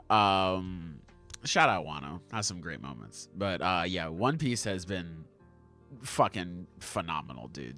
I cannot believe that Oda made me love Rocks this much and then make me hate Garling so much. Like, in such a short span. It's fucking impressive, dude. It's really good. Another thing that I have seen, I guess quick little thing. People have mentioned all the treasures and stuff like that. Do you think it was Dragon who people are saying that he ate the devil fruit that was in one of the chests that ended up being like his wind fruit or whatever fruit he has, and then he put Shanks inside there? Taishi, So I think that'd be pretty cool. I think that'd be pretty neat if that ended up happening. I think that is possible as like one of his first acts of rebellion, like denying one of the prizes, essentially. I think it's. I'm surprised I haven't seen anyone bring up the fact that Dragon saved Shanks' life, and Shanks in turn inspired Luffy to become Pirate King. Yeah, Shanks saved his life. Yeah. Like I haven't seen anyone bring that up. I guess it's because people don't like Dragon. There have been a few people who brought it up, but it's mainly just been like the main focus in terms of Dragon saving like Shanks and Blackbeard is just like, haha, my favorite saved your favorite. Shanks and Blackbeard are Dragon's sons now too. My goat's better than yours. Agenda piece shit. Yeah. But yeah, there's been like a few people who've talked about like how, Dragon paid it forward and how that paid off. Can you believe we're getting like Rocks and Herald and Shanks and Blackbeard's flashbacks all at the same time? Bro, it's fucking insane, man. It's actually fucking insane, dude. Holy shit. And what I want, I know this is, I know I'm about to say this and it's never going to happen. Go ahead. But what I would really, really love is for them to do just a full-blown theatrical movie adaptation of God Valley. God, just I like love that shit. Like basically make a movie about Rocks. Holy fuck, bro. That'd be so awesome. God damn. Yeah, that'd be so cool. It's too bad it wouldn't God. involve the main character, so it wouldn't happen. That's true. No! That shit would be so fucking peak, bro. Oh my god. I would fucking love a Rocks movie. Yeah, that would go insane. Film Rocks goes hard, I'm not gonna lie. Actually, why can't we do that? It's like, we got a freaking movie centered around Gojo. Why can't we do this shit? Well, that well, movie I around just said Gojo is like canon. Like that and was already. also, Well, this is not saying canon that this. too. Let me clarify. It's canon, but also like it was already adapted into an anime, so like it's different. also just straight up like Gojo is Jujutsu Kaisen, like in terms of popularity. Yeah, he's and by far the most iconography. popular character. Yeah. Like Luffy.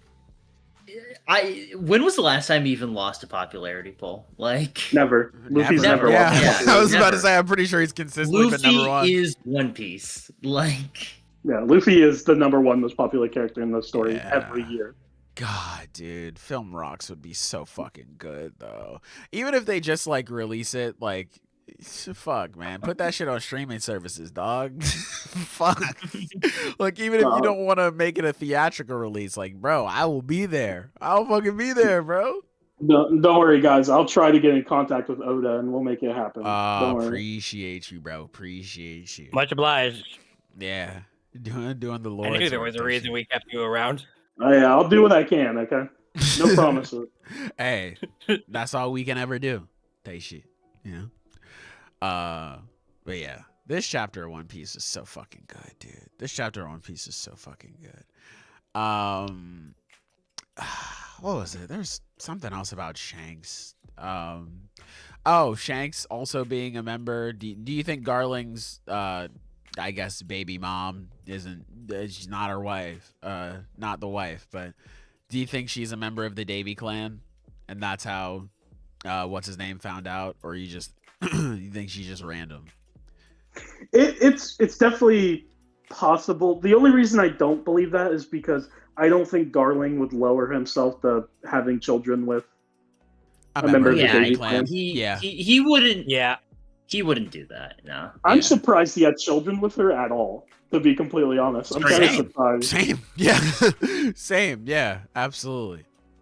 Yeah. I mean, on one hand, I wouldn't be so sure about that because, like, we've seen in Celestial Dragon and take women and from World War. Like, remember, or when we got introduced to Charlos, thought there was like that random woman he found on the streets, and he's like, okay, I'll take her as a wife.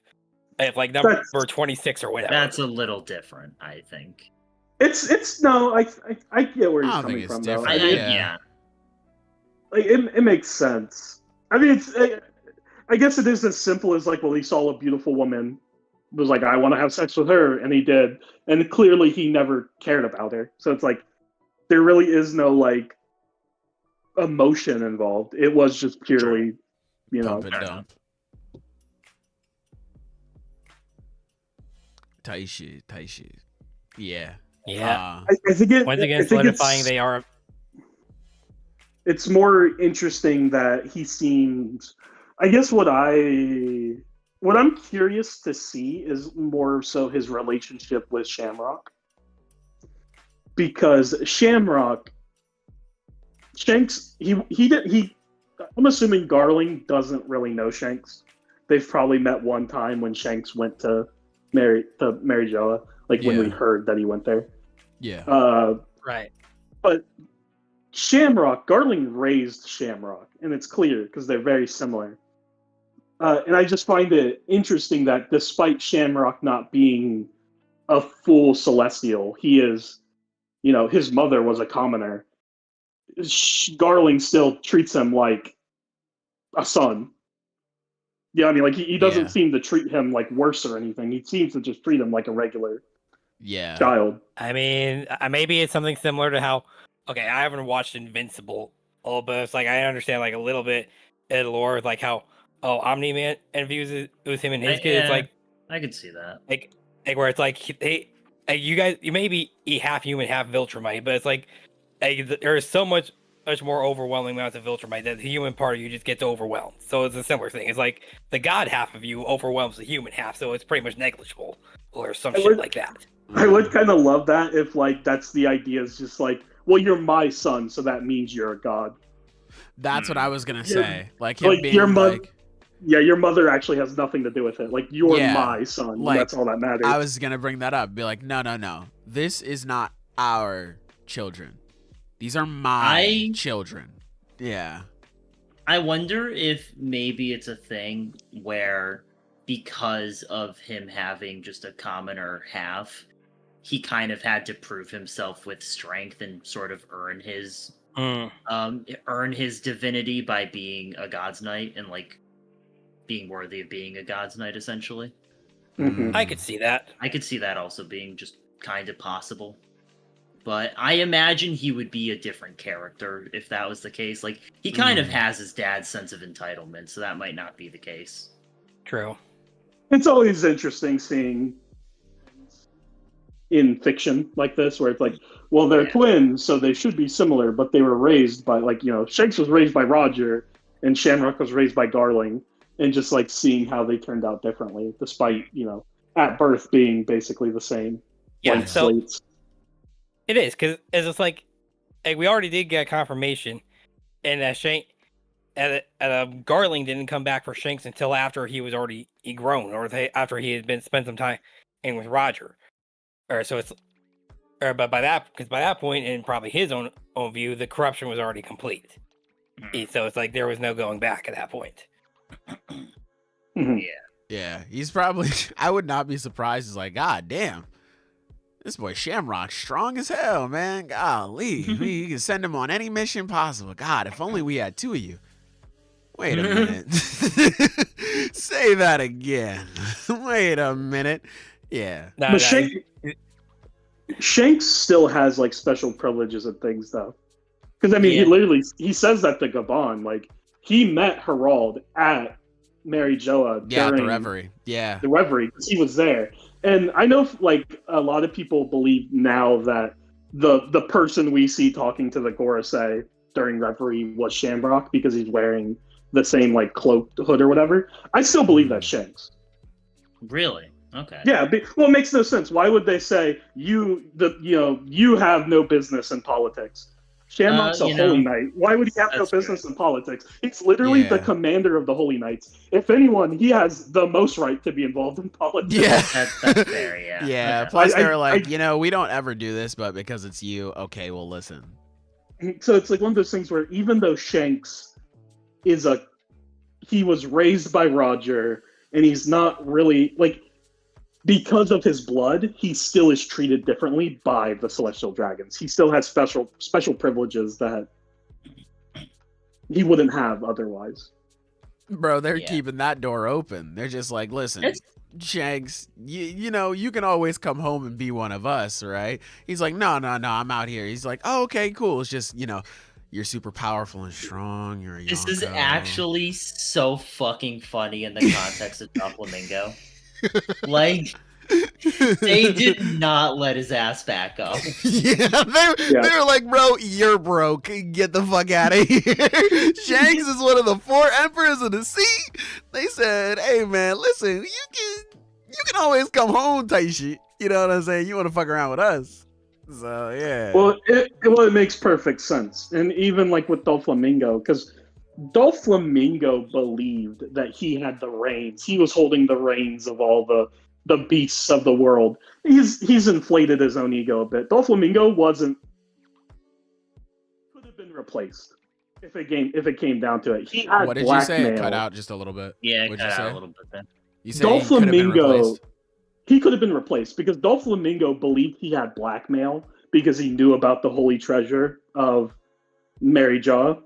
Assumedly, Emu's existence. Emu is already planning to kill most of the world. You said, "Yeah, get out of here, buddy."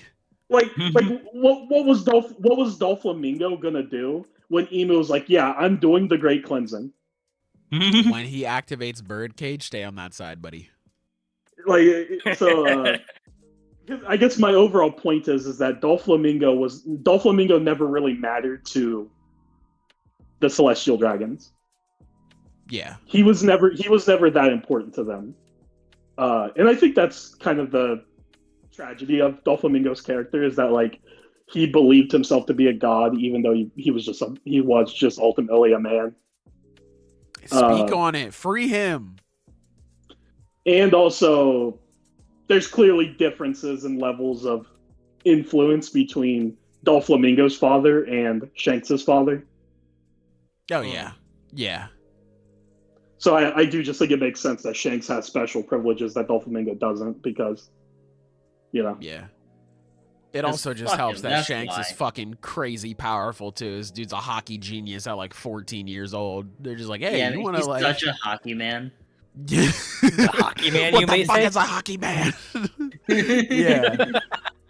It makes sense why the Gorosei would be like, listen, I mean, you trying to, I don't know, you trying to blow up an island or two? Shit, let us know. Let us know. Let us find out real quick. You know. So, yeah. It makes sense. They absolutely want to keep that door open. They're just like, hey, please, man, that'd be awesome. Balance the scales more in our favor. We'll take that.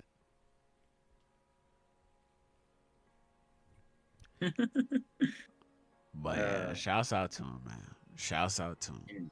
I think that is everything I gotta say about One Piece. I think I'm done.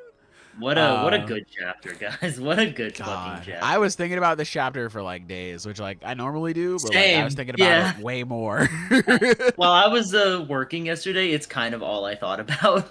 Yeah, same actually. Yeah, I was going over like the Herald and Rocks interaction while I was stocking fucking soup. So that shit was peak, bro. I love that shit.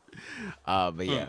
Really good chapter. Really good chapter. Taco, are there any more thoughts that you want to give on One Piece? I know you only read One Piece this week, so you're probably going to get out of here. Haven't been on the podcast for a while. Is there anything else you want to like speak on? Anything that's happened in One Piece that you didn't get to really talk about that you want to? No, I think I got to say everything I wanted to say, at least off the top of my head. It was fun. I'm glad that I got to be on the podcast this week.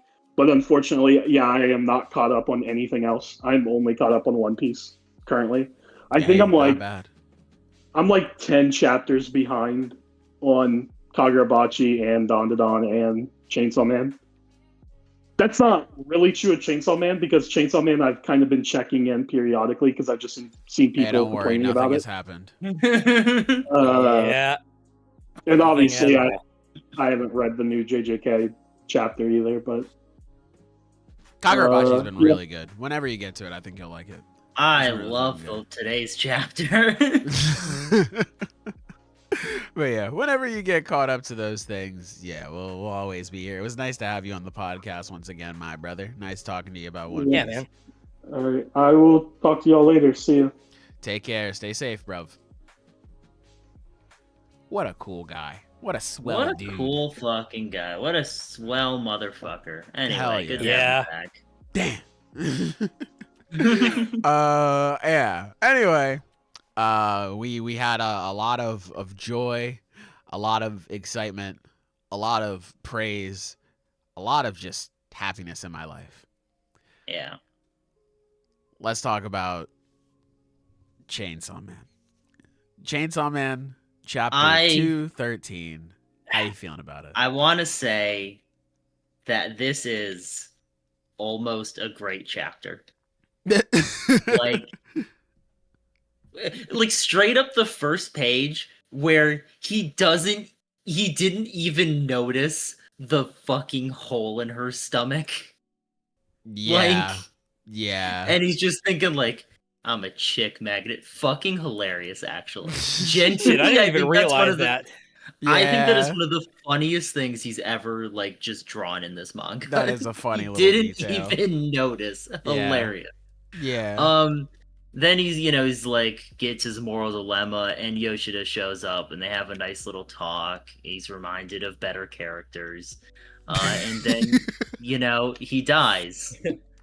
I think this would be a really good. I've seen a lot of people talk about this, and there's a lot of different opinions on Yoshida bringing up stuff that we just never saw.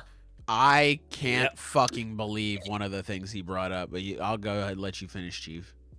And there's a lot of different people talking about it. A lot of different people, a lot of different takes. Some people really hate it. Some people are saying that this is hinting towards something bigger, and that inconsistencies in memory should be noted as a bigger plot point. I think that's possible, but I think when you're doing that stuff during the final interaction between two characters, it kind of kills the momentum of that moment, like emotionally. So like Right. it's just annoying in that regard. A lot of people, a big theory is that Reze is back. Let's go, my happiness. Yeah, fuck. That's one of my favorite characters. I don't want her to get ruined. Well, fortunately for you, everyone is allowed to be a good character in this manga except for Denji. So, like, I think she'll be okay. True. Yeah. So yeah, I don't have a whole ton to say on this chapter myself. Oh, so I'm definitely more curious about what you were saying, Zine. It's like about how this may be hinting at something bigger. Like, because I don't know. Oh, this is something I mean, look, a lot of the but... theories are just incredibly loose. Like, there's nothing to really bring up specifically that's like actually super interesting, in my opinion. But just, stuff we didn't. The idea that we haven't seen stuff denoting an inconsistency in memories, when memories are a huge thing throughout this series, like different characters forgetting concepts, stuff like that. I don't find it all that interesting, though, considering this is meant to be an emotional moment between two characters. Like, I don't know. It doesn't do anything for me. Yeah, no, it's like, no. I do agree on that, because, like, because I get that this, because like you said, it's supposed to be like an emotional connect moment, but it's like they never had that kind of connect. Like Yoshida was just a guy watching Denji, that was it, and they never had that deeper relationship. I do think a big thing with you, I actually do still think this is a kind of emotional moment for Yoshida, because I do believe he genuinely viewed Denji as like one of his only friends. I get the sense that Yoshida has been in this life for a very long time. That is heavily implied by some of the dialogue here with, like, it was nice going to thanks, Denji, I had tons of fun going to school with you. And it's like, I think that's another reason that people have brought up Reze, is that, like, that's a very similar line to what she had. So the implication is that he's probably had a very similar life as just a human weapon, essentially. And even though his relationship with Denji is not what we would call a friendship, I have no doubt that he viewed it as one. And that this is probably one of the most meaningful relationships he's ever had. So I think from his perspective, this is a genuinely emotional moment, and I like Denji's casualness about it all, because he doesn't realize the significance of any of it to him. I think I think everything about that is actually really well handled, and none of it needs to be directly said. I agree. I don't know what he's cooking with that whole fucking thing on page 10. Like, I don't. Like, what? What is he doing? Which one is that one? I don't have the chapter. Remember that time we got hassled by delinquents after school and transformed into okay, I'm gonna talk about this now. Talking about, what the fuck are we doing, Fujimoto? You mean to tell me that Yoshida, like, his primary function in the story for like a good part of it, in part 2 anyway, was, okay, Denji, you want to turn into Chainsaw Man? I got fucking Chase Down Blocker on Hall of Fame. I am going to stop you from doing that at any means necessary. I don't want your identity getting leaked. I don't want any of that stuff getting out. You will never turn into Chainsaw Man again. And then randomly in this final moment, he's like, hey, remember when you just transformed into Chainsaw Man in front of people with me around? Wow, that sure was crazy, right? Nigga, nani? What do you mean? like that's so fucking insane. Like, what do you mean? Like, the conflict between Yoshida and Denji, like, that's such a big part of it for a long part of the story.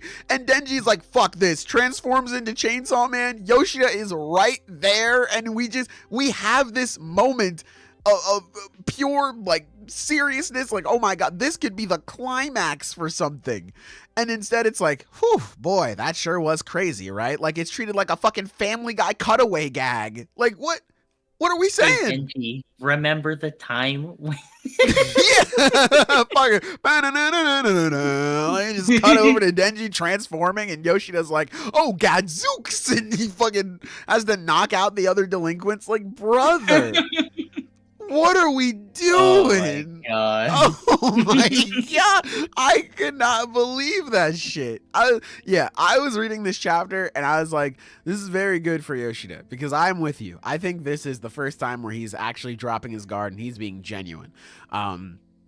Especially because, like, you know, when Fami called him, or Death called him boring, he's like, fuck, I'm boring?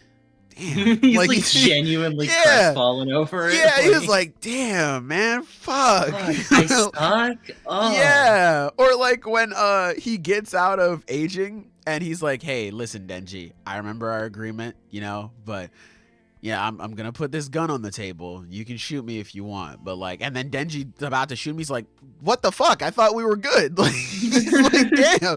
Like, so I genuinely do think Yoshida is like telling the truth, and he's like, hey man, I really appreciate, you know, all the time that we got to spend together. It was some good shit. But him just randomly bringing up like, yeah, remember when like the most important thing happened in this moment and like we just kind of skipped past it? That shit was crazy, right? What the fuck are we doing? It was also that, and I think this is my problem again. It's actually crazy how like this just keeps happening. it keeps happening where Fujimoto will have another character walk in and like be super interesting and compelling, and Denji's just sitting in the corner like, like, fucking hell, dude.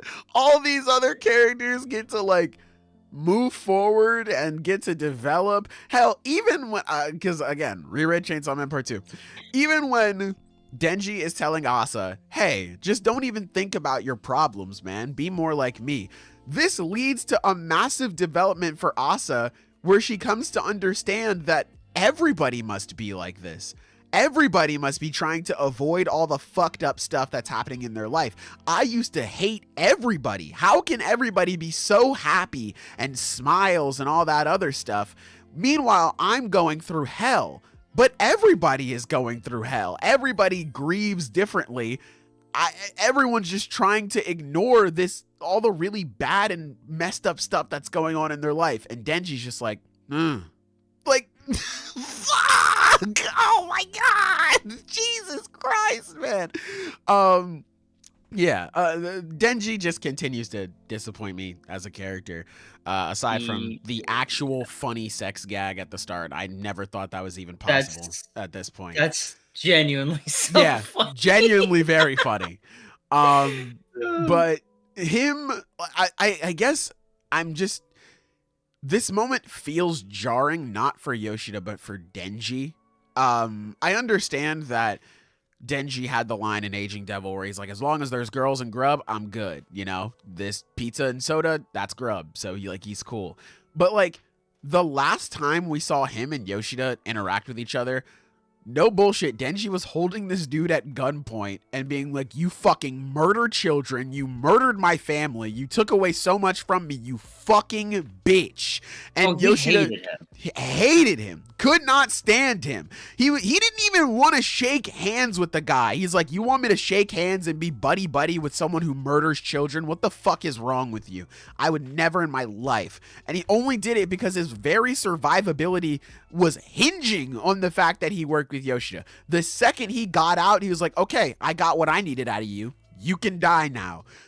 And now he's just like, oh, you got pizza? Let's go. What? Like, all right. Like, come on, man. Like, shit, dude. Like, nothing? Like, I get it, man. He's following his instincts or whatever, but like, Jesus Christ, man. Like, we are foregoing some pretty interesting, I guess, like, character stuff just to be like, ooh, pizza. Like, at least for Denji. Like I said, I think this is a really good chapter for Yoshida. Really good send off for him. I like Yoshida. Denji is just like, I'm just confused, man. Like, fucking hell. What's going on here, dude?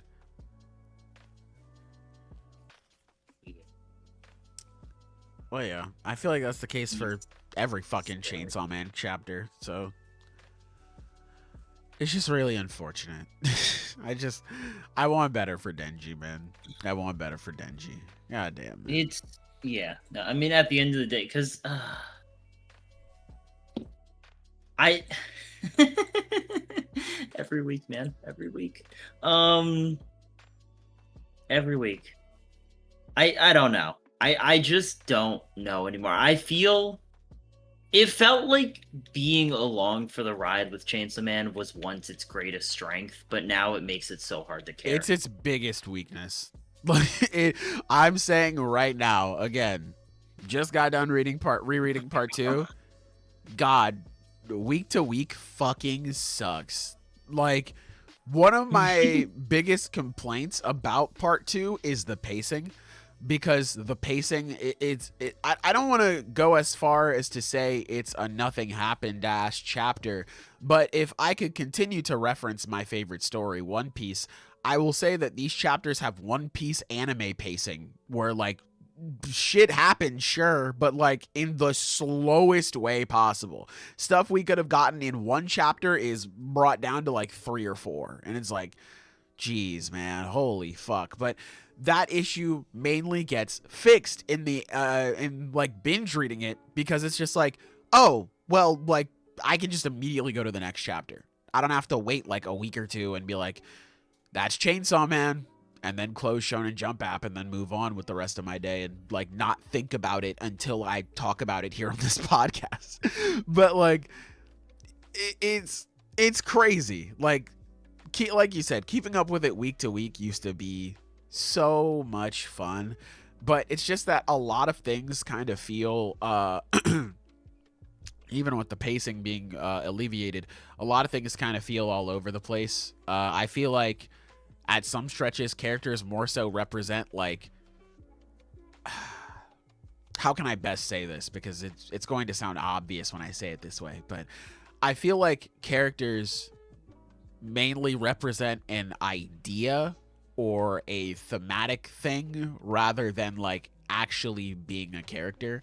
Obviously, you know, themes and bigger stuff, they play bigger roles in stories, duh. But like, what I mean by that is like, hey, this character exists to like, let's just look at Yoshida, for example. Yoshida exists to never let Denji transform into Chainsaw Man ever again. And like, we don't really get that much on, like, Yoshida is just kind of a dude in the background until this chapter, obviously. He's just a dude in the background, and like he's not like a more fully fleshed out character like some of the other side characters in part 1.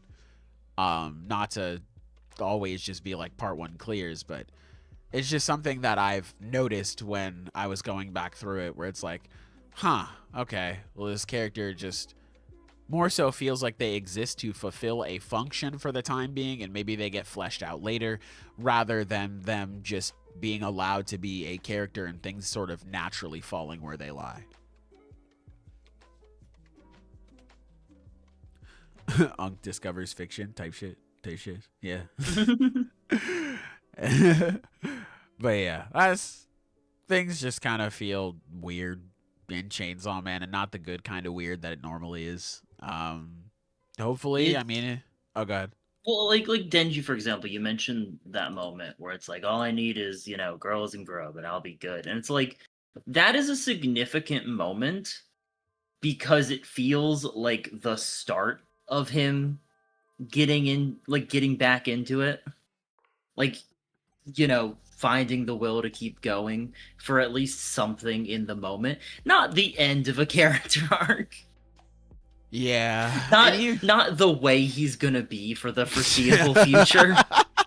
And even then, like, it's him, like, in this moment, like, just running away from his problems. And I know a lot of people, they mention, like, oh, well, Denji doesn't really have any, like, support system to help him. That's why he keeps falling in the cycle. And I agree. But also, at the same time, like, damn, Asa wasn't even given, like, a chance. She, like, told him, like, hey, you inspire me and I want to help you out. And then he's like, great, as long as I got pussy and food, this is awesome. And then it's like, she's literally on the sideline like, what are you saying? What's going on? And then we just jumpstart into escaping. Like, that's kind of one of the biggest reasons why I have an issue with the pacing in that section. We just fucking Eurostep past everything. And it's like, well, Denji is running away from his problems. It's like, okay, cool, where are we gonna go with this? And then he just continues to run and run and run and run, and then he hits the fire devil, and it's like, no, you're gonna face these problems, motherfucker. And he's like, no. And then the story goes, actually, keep running. It's like, oh, okay, cool, man. There are other issues, but like, man, Denji is just, I feel like he is being just ignored so much, and I feel like that's just been the case for so long in Chainsaw Man, unfortunately. So, hey, hopefully, because I still think Fujimoto is a fucking maestro when it comes to making big moments feel big. We talk about it all the time, but like the Death Devil chapter, the Yoru Loves America chapter, the fucking all these other great stuff, or the what's it called? Figuring out what the Chainsaw Man Church is trying to do, you know, Fami and Barum trying to get War Devil and Chainsaw Man super duper strong to beat Death. Like, these are all really amazing chapters. So, hey, hopefully we get a chapter of Denji soon and Fujimoto turns things around, and I'm like, hell yeah, man, let's go. Awesome. But there's also a chance it just doesn't happen. Nothing ever does, unfortunately. Always bet on nothing. Yeah.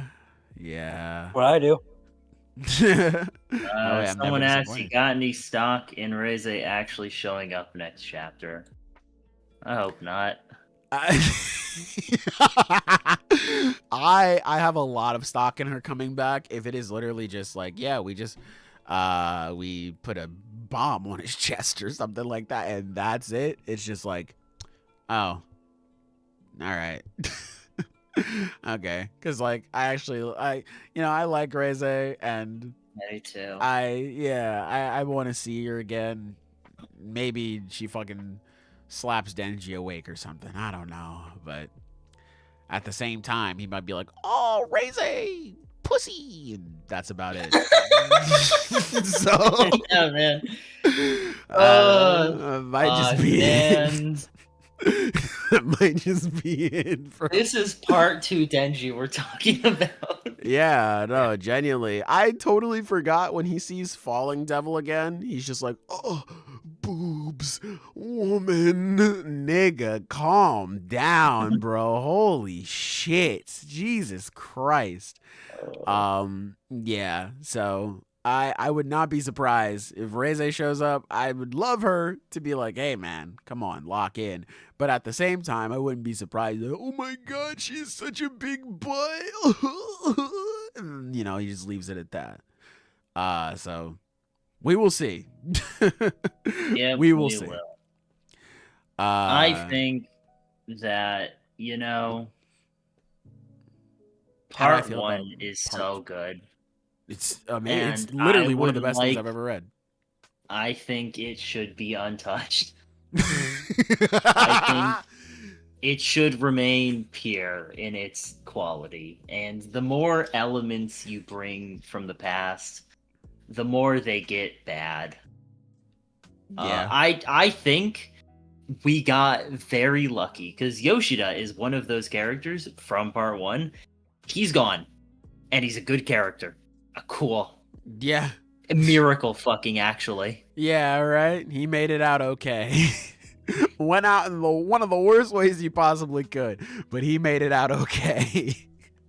So we have Ryan Rodriguez in the chat. Speaking Ryan. of Denji, how do you guys feel about Denji in part 2 as a character? What do you think, man? Absolute masterclass.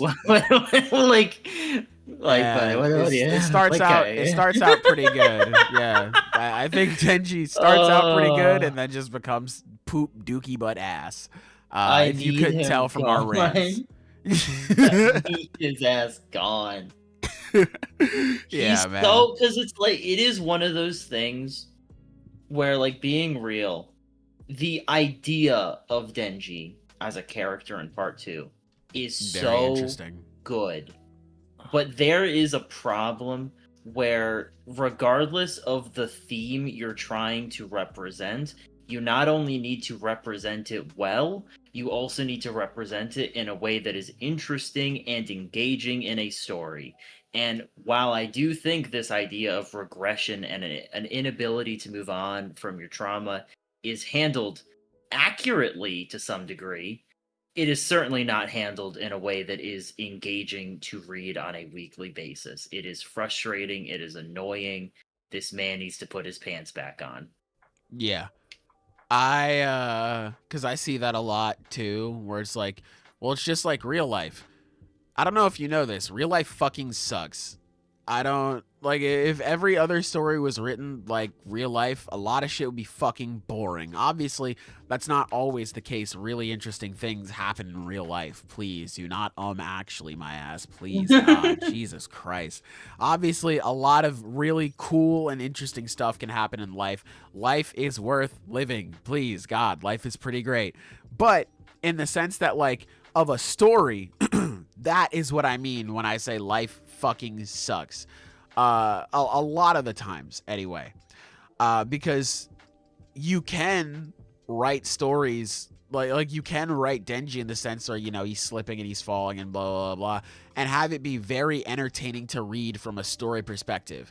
Like, no matter how tragic and how unfortunate it is, it's just like, wow, like, this is something to talk about. This is something to discuss. And again, why would you have your main character cry in the rain and talk about how we need to actually discuss these problems and take them seriously? And then he's just over here fucking jorking his cock all day. You know, so like there is a way that you can write these very nuanced and very tragic and awful things, because people do fall into this. Like, people do regress, people do go through cycles, people unfortunately don't get the help that they deserve, and they fuck up a lot, and it feels bad, it feels awful. Like, these things happen, and you can convey this to the reader in a very interesting way instead of, you know, not at all. So, like, I want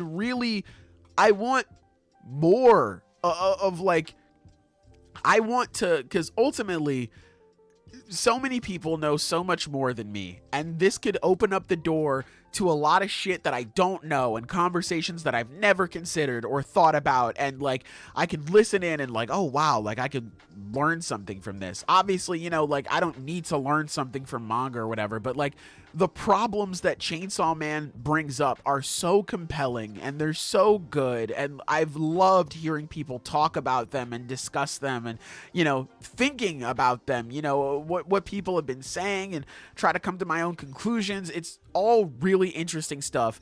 And then you have this, again, a super interesting problem that is just being it's kicking the can down the road. It's like, will we ever actually pick it up and put it in the recycle?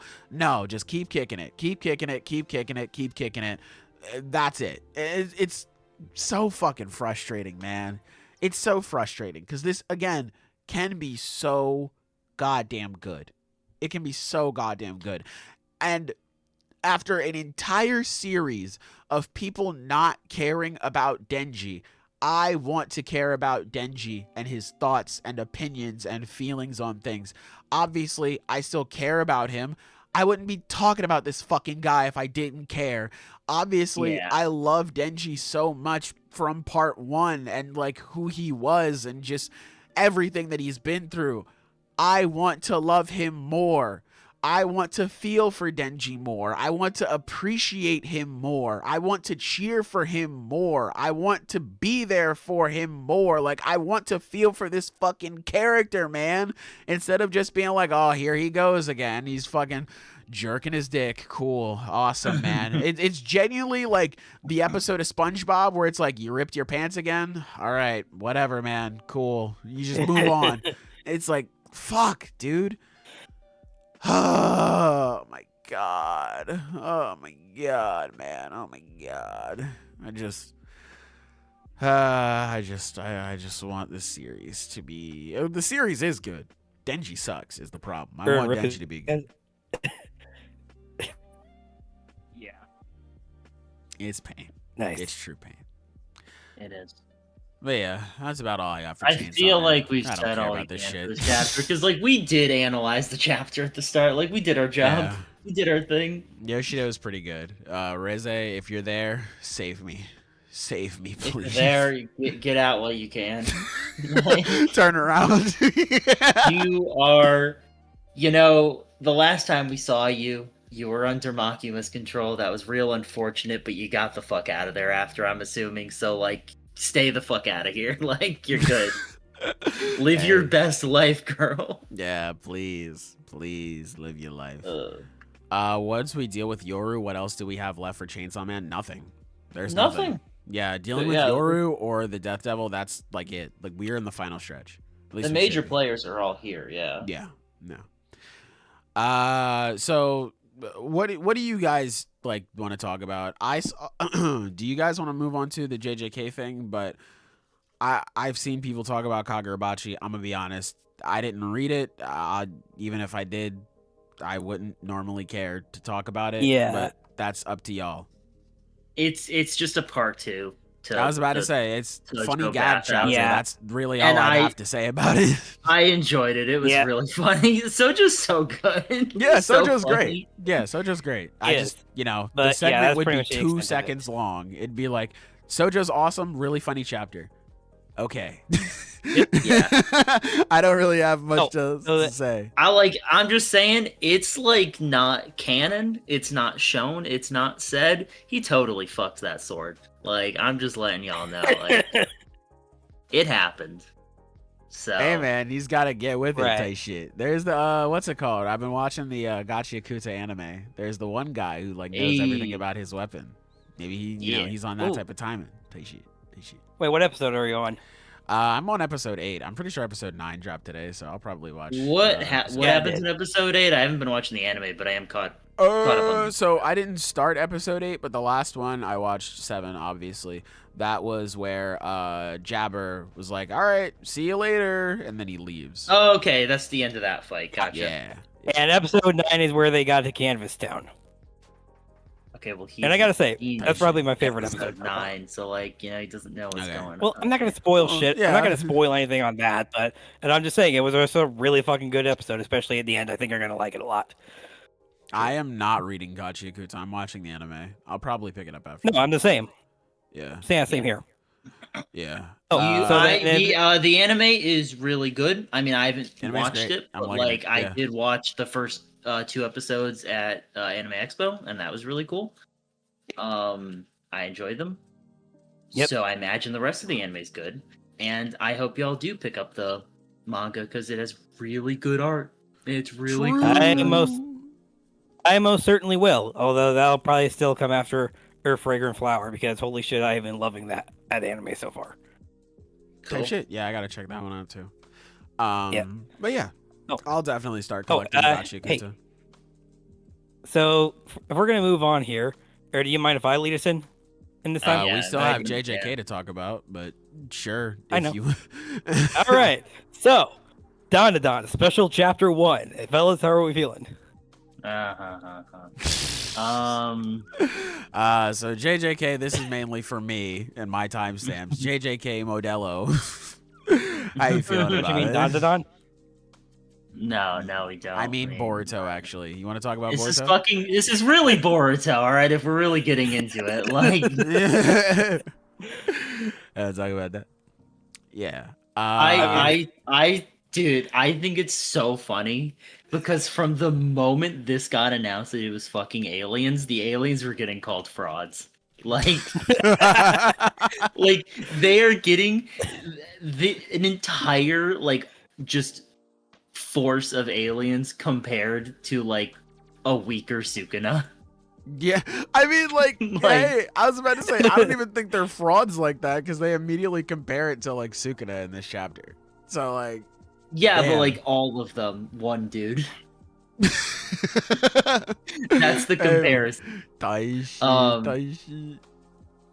And I think It's really funny too because everyone's saying, like, even before the chapter showed up and it was just leaks, people were like, "Damn, they really waited for all the important people to die before they showed up."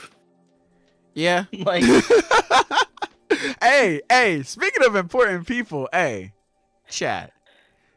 Yuji upscale question mark? Hey, upscale? the way Yuji is talked about, he's talked about as like second after Gojo in this chapter. I'm Like, just saying. no one says it, but he is getting like he is legendary in this series. Hey, So, I'm like, just saying. I Chat. think that would be to be expected after everything he did. Yeah, like, everything that he still has is fucking crazy. That was only like his first year in high school. That motherfucker is probably ridiculous. Well, I'm misremembering, but I don't think anyone ever mentions his death in this chapter, so he's probably still alive.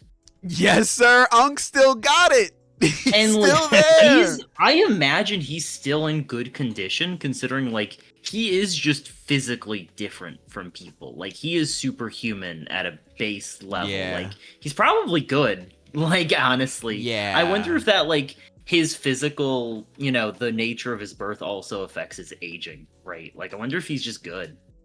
Shit. I mean, maybe. Honestly, maybe. I mean, Maybe not because, you know, Maki kind of just went out old like a normal person, but like I don't know. yeah, no, I was about to say that as well. It's like I don't know exactly how long they lasted in overall, because like we don't get a definitive age for Maki or Yuta.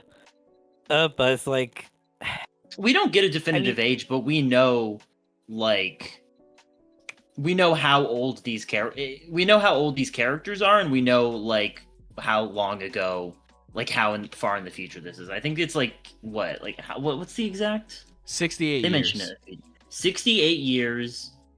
And we know that JJK, I think it took place in like what, 2023. It was only like a few years away. It was like 2022 or something like that. Maki. the last definitive date. Okay, so the last definitive date I can remember is the Shinjuku incident, which took place on Halloween in 2018. 2018. Yeah, you're right. Yeah. yeah. So, and you know, culling games and all that. That was like same year. That didn't happen too long after. Right, that was So- Christmas. Right, no, that's right, because Sukuna Oh yeah. Sakuna and That was Gojo's battle was Christmas. Christmas. Yeah. Yeah. Oh, yeah, That was, 2018. That was Christmas Eve. Oh. It took place December 24th. Of 2018. Okay? Yeah, 2018. Yeah. Christmas was the next day. Yeah. Crazy. Christmas morning was like Megumi getting freed from Sukuna. God damn. That shit was crazy, bro. Yeah. So, and how old are main characters? Oh, I have no fucking clue. 16 Did they say? probably. I have no fucking idea. They probably did. I have no, because they have like the chapter, like the little thing before the chapters where they talk about like character biopics and stuff like that. So they probably listed their age there. I have no idea. Well, all I'm saying is if 16 and 17. Okay. Well, Yeah. I'm at. So Which then one's they'd be the- like 86. Which one? Well, which one's the older one? Is that the brother? Yeah, I think so. Believe so. Because the last time we see them, you know, Maki and Yuta alive is specifically in the past when he is 7. So that would be 10 years ago, roughly. So they, you know, that would be in around 2076, I guess, in terms of the actual timeline.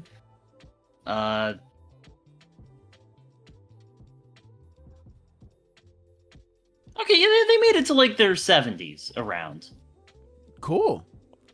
Good for them. around there. Yeah, you know that's That's a good life. an Yeah. that is an unnotable lifespan. Like that is rather solid, but not notably higher or lower. Yeah. So, yeah, Hey, I guess- that's pretty notable for the JJK world, bro. That's true. I That's guess pretty I notable. guess Maki ages normally is what I'm trying to get to. So yeah, maybe Yuji does too. I don't know. It's not the same deal, but it's like it is just they are physically enhanced. So Yeah. I don't Yuji know. also has RCT, so like I don't know. Does that even fucking affect that? That'd be so I have funny. no idea. Yeah, because I mean, like after Maki passed, like Yuta got weaker, and that nigga was already like a billion years old, JJK years. So like, I don't know if that even matters, but yeah. Hey, I don't know. I mean, like Yuji has blood manipulation as well. Maybe that's some weird shit. I don't know, but yeah. Kind of darkly hilarious how everyone's reactions to Maki's death was, wow, I 100% thought she would outlive Yuta. Yeah. Yeah. Yeah, no. Everyone was like, wow. Damn. We totally thought it was you, little bro. Like this, like what the fuck? Yeah. Really, really crazy. I think that this chapter was like a smooth all right, but that's not a bad thing. This is literally just the first chapter. Like there's nothing wrong with just being fine. It's perfectly fine. I'm still excited for a lot of the stuff that it's going to tell. I was a little disappointed where I was like, because we got the announcement. It's like, hey, this is gonna be a follow-up series to JJK. I was like, fuck yes, dude. Okay, look, man. There's so much lore and history that we could get. Oh, dude. Akutami, he's gonna prove me wrong, baby. We're gonna get some stuff on the Heian era, how that could potentially connect back to things in like the mainline JJK. I'm super excited for this, man. And then it was like, it's aliens. I was like, oh. All right. Yeah, I don't love that it's aliens. I will say it's actually kind of handling it interestingly because they don't seem to just be outright villains. Yeah, they want to see if they can coexist. They want to see if they can coexist. They want to see if they can happen. I mean, this, what's his name? The alien guy who's in the main it's cast? Maru right now. Yeah. Maru, yeah. I like him. I like how he's like. Cool. I like him. I like him not understanding anything. I like how he kind of interacts with them. It's a fun dynamic. Yeah, I like that. I'm wondering how him being an alien is gonna like play into things, how their dynamic is gonna evolve from that. Like, there's a cool setup here that kind of separates it from like other shonen have done the whole it's aliens thing. So like, there's potential there. There is potential there. Right. Okay, so if we're gonna go into the characters, I'll admit I was a little put off by Maru, because like you said, he's an alien, but he felt like a little too human to me. So that kind of threw me off a little. I don't know. Oh, but racist! I don't think he felt very human at all. To be honest, he's Nah, he felt pretty human. It's mainly just because he had like empathy and shit like that. That's about it. Yeah, it's gonna be me. Anyway, Damn. but no, if we're gonna go into the characters, I will say I did like the Occult siblings. Like I thought their whole dynamic was especially interesting, especially if their whole backstory surrounding the ring thing, where it's like first of all, their mom was really fucked up like not explaining that shit more. I like how they have their whole dynamic is interesting interesting, goal, but the context is different. Yes, exactly. Like the way that's kind of tied is actually pretty clever overall. Yeah. One thing I will say, a lot of people are disappointed with it not being Gege on the art. I get where that's coming from, because his presentation is just one of the best things about his work. It's fucking I will say, this is good artwork. The artist is very competent, and I think it's very notable that the artist really went out of their way to emulate some of his style. Yeah, some of the pages look like early JJK. Like page 6 where it's showing her get the ring and like run off with it. Like the way that's drawn is so early JJK. Like it's really, they did a really good job of capturing a lot of key aspects of the style, I think, especially early on. Yeah. I think you can see that on page 8 with how Tsurugi is his name, like the way he's drawn in the top panel is, I mean, that just looks like JJK to me. Yeah, right. I think they do it with the action as well. Page 43, where Yuka does her savage jaw strike. Like that composition is straight out of JJK. So I really appreciate that. So like, I understand some trepidation I also think that letting Akutami take a break on the art to focus on the story and is not a bad thing overall. And clearly the person doing the art is competent not only in their own style, but has really studied Akutami's art style themselves. So while I can understand the disappointment, the trepidation around it, I think overall this will be a benefit to the just a healthier production overall too. For sure. Yeah, I think it's just going to be something to get used to. Mm-hmm. I mean, I have no issue with the artwork whatsoever. I'm cool with it. Yeah, it looks good. So, like, it just looks good overall too. Like, aside from the JJK art style and everything, like, it just looks good. And then for the story itself, like, first of all, I mentioned this to say as well. Like, I'm glad that they actually brought up the whole human trafficking subplot again, or the sorcerer trafficking subplot in this case. So I'm glad that that's seemingly going to be a central thing here. Absolutely. Sure, it's like, absolutely. I was so disappointed that went nowhere last time. Like, I was fully expecting this because once you were just like, yeah, it's aliens, we're like 70 years in the future, I was like, okay, so this is like super disconnected from everything outside of this. These are Yuta and Maki's grandkids. Okay, cool. But no, it's cool to see that even now it's like the after effects of the Cullen game are still being felt.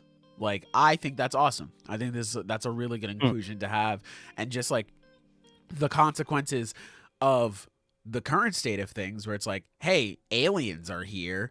Everyone's about to see how bitch-made Japanese sorcerers are nowadays, which means that people aren't going to want to abduct Japanese people to use them for cursed energy anymore. So like how that plays into this chapter and like the big bad of this one, I think that's pretty cool. I like that.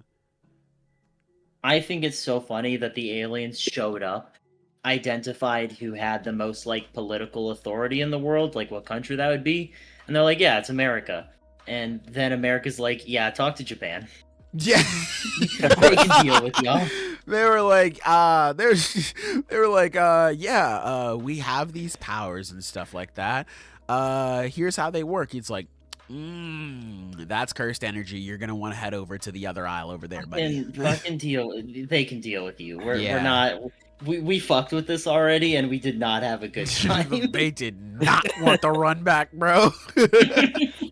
They did not want the run back. Hey, man, that shit's funny. Yeah, they said, yeah, go deal with that. Go handle that.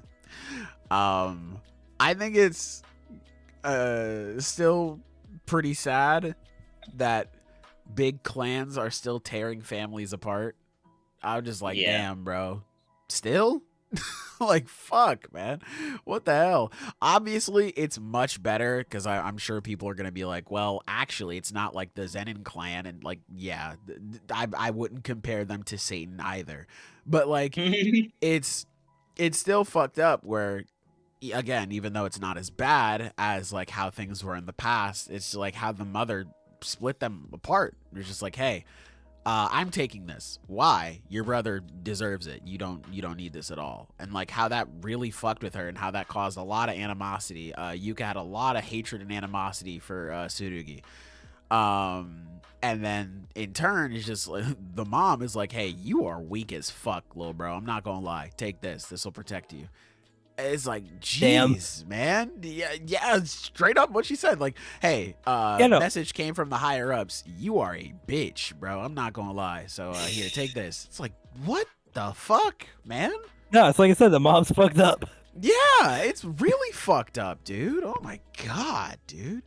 Like, you could have explained this a little bit better, or to both sides, or at least have them in the same room for this explanation. So, that is fair, but like, Yuka definitely needed the even then, like, how do you explain it? Because like these are little ass kids, obviously not justifying what the Gojo clan did here, but like it would be hard for the mom to explain and be like, hey, listen, son, I'm gonna be real. You're not like that, little bro. We're gonna give this to you. And then Yuka's gonna be like, well, why? This is mine. Well, you're just too powerful, and that's it. You know, like it's still it is still fucked up for them, even if they don't understand like the greater politics of it, where it's just like, hey, Tsurugi has heavenly restriction, and they still view him as lesser than just because he has no cursed energy, and that's really fucked up. Yeah, they will just they'll still be pretty fucked up about it. So it's bad, but I guess I can't get too mad at the mom, despite her being an asshole in this situation, because it's a really rough spot to be put in. I also just don't think we know enough about the current politics, because I don't even entirely get the vibe that heavenly restriction is disrespected in this era, nearly as much at least. Like, I don't really get the mom's motivations, to be honest. Yeah, like, I don't get what she's doing. Like, yeah, it was like more she's so like just the Gojo giving clan. these two kids like completely different explanations. Like, it's so weird. Yeah, it's just the Gojo clan fucking shit up for everybody. Yeah. It could be a case where it's just like, hey, we'll accept Maki just because that's our new clan head and whatever. But, like, all right, once you're gone, like, no one's going to be as strong as y'all, so fuck y'all for real. So, like, I don't know. It could be that, or it just could be something different. You know, there's some deeper stuff that we don't understand. We're put in the same position as the main characters who don't really have the full picture yet. Taishi, you know? But I thought this chapter was solid. I like seeing the new powers showcased. I think Tsurugi's new shadow style is pretty cool. Thank God for Mei, right? Killing the guy in the final 3 chapters of the fucking manga. Oh my god. Oh. I will say, compared to that, what's her name again? Miwa, I cannot. Don't ever disrespect her. No. In the new series, I forget the Yuka. Yuka, thank you. Yeah. She's a little underwhelming. I agree. Unfortunately, compared to her brother, which is unfortunate because he has heavenly restriction, something that is already fucking cool. Like, literally 2 of the coolest characters in the series have it. It's know, pretty awesome. The curse energy physical heavenly restriction, and a pretty cool ass sword. She has the kind of curse technique that one of the Zenin that Maki killed would have. Like, like one of those curse techniques where you see them activate it before they get their head cut in two. No, like, Yuka, you're fodder. It's just so underwhelming to look at. No, Yuka, no. Hey, man. And it's like, that's crazy. It's unfortunate. It's unfortunate. Hopefully, because I'm sure it'll lead to cool powers later. But right now, I'm it's like, sure whatever. he's got a plan for her with how her power develops. Maybe she'll get a sick ass domain. Maybe she'll get a cool like maximum or something. God, the Lord knows the series needs more maximums. Like, actually, such an underutilized aspect of the power system. And I'm sure, like, maybe her having an underwhelming curse technique is going to matter. I mean, the fact that sorcerers are just kind of suck nowadays is an actual plot point. Like, fair. Yeah. But plus, they're twins, God, it's too. notable. It's just so noticeable how much. Yeah. Yeah, they're twins too, so like that could be even worse. Hey, are they twins? I didn't catch that. Are they twins? I'm assuming just because I mean, maybe they're not, but I just figured with him having heavenly restriction, that would hold him back because of his sister.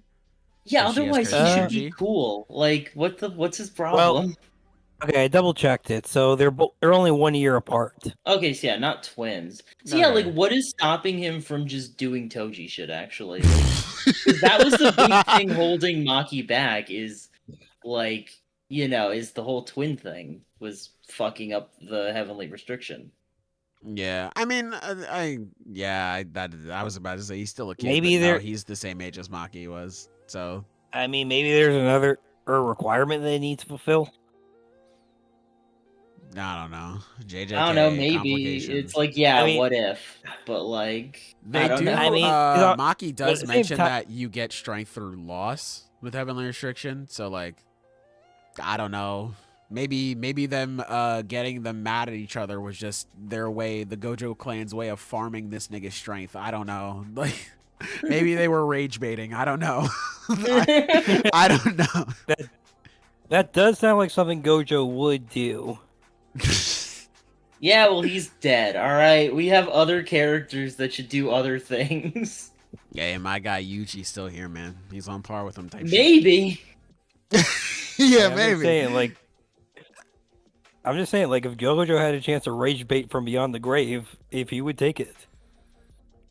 No, genuinely, it is like Boruto all over again, where I'm watching a new generation of just frauds. Just an absolute masterclass. Damn. Yeah. That being said, though, yeah, no, I he's cool. He does not seem like he has that heavenly restriction aura that past users have had, but you know, we'll see. This is the first really chapter. funny. I'm sure they will develop in their fighting and their techniques and their characters. It's just funny.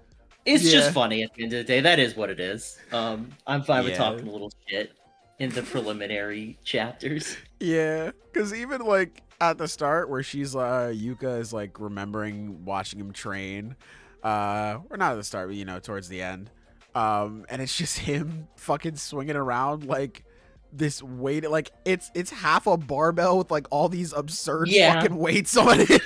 It's just like, this guy sucks. This guy ain't shit for real. Yeah, no, it's very funny.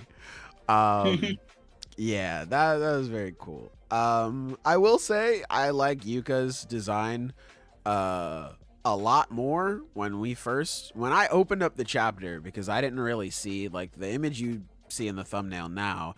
I didn't see that until I made it like this morning. So I didn't see any of the other stuff. The last thing I saw from the leaks was like, it's aliens. I was like, oh, okay. So when I cracked open this chapter and I first saw Yuka, I was like, oh God, she looks horrible. She does not look good. There's something about her face that just looks off. Them big ass eyes. I'm just like, what's going on here, man? When you actually get to the chapter, it's like, oh no, she looks amazing. That angle just did not compliment her at all. So shouts out to her. She looks really cool. Tsurugi, we gonna get you some shit. All right, you just look whatever. You're just a dude for now, but that's okay. You're gonna be the dude later on. It's gonna be cool. It's gonna be cool. But like we can talk a little shit about him now. It's just he can't end up a bum. You know, there's too much. There's too much precedence for him being cool. Like he can't. Yeah. He can't be doing his predecessors dirty like that. Yeah, man. Connected to too much shit. Yeah. So we'll see. Yeah. Hey, when my overall Yuji mentors them next chapter, it's gonna be lit, man. It's gonna be lit. Yeah. No bullshit. He would be like the perfect mentor for the both of them, because that motherfucker's strong as hell, and he has, like, I'm assuming, good control over cursed energy now at this point. If he's still like ass, like, yeah, that would be so weird. That'd be so crazy, man. That should be so crazy. Yeah. Yeah. Well, we will definitely see. We will definitely see where it goes. You know, we'll see if Nobara's okay. Hey, someone in chat mentioned it, but you know, Megumi, let's be real, probably died to a grade 3 curse in an alley. So, you know, he's probably not. I saw someone say they invented the term grade 5 curse for what killed him. Like, this slander is insane. Oh shit! Yeah, that shit is funny. That shit is funny. They said, God damn, this dude is trash. Gege did him dirty by not mentioning him, because now people can imagine whatever they want. Oh my God, yeah, right? We had Satoru Gojo and Yuji Itadori put it into the Culling games. What about Megumi? What about Megumi? What about Oh shit! Damn, man. That shit's awesome. That shit is awesome.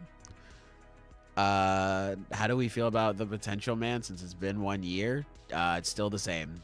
I think the meme is very funny. The meme is great. It's one of the original Potential Man image.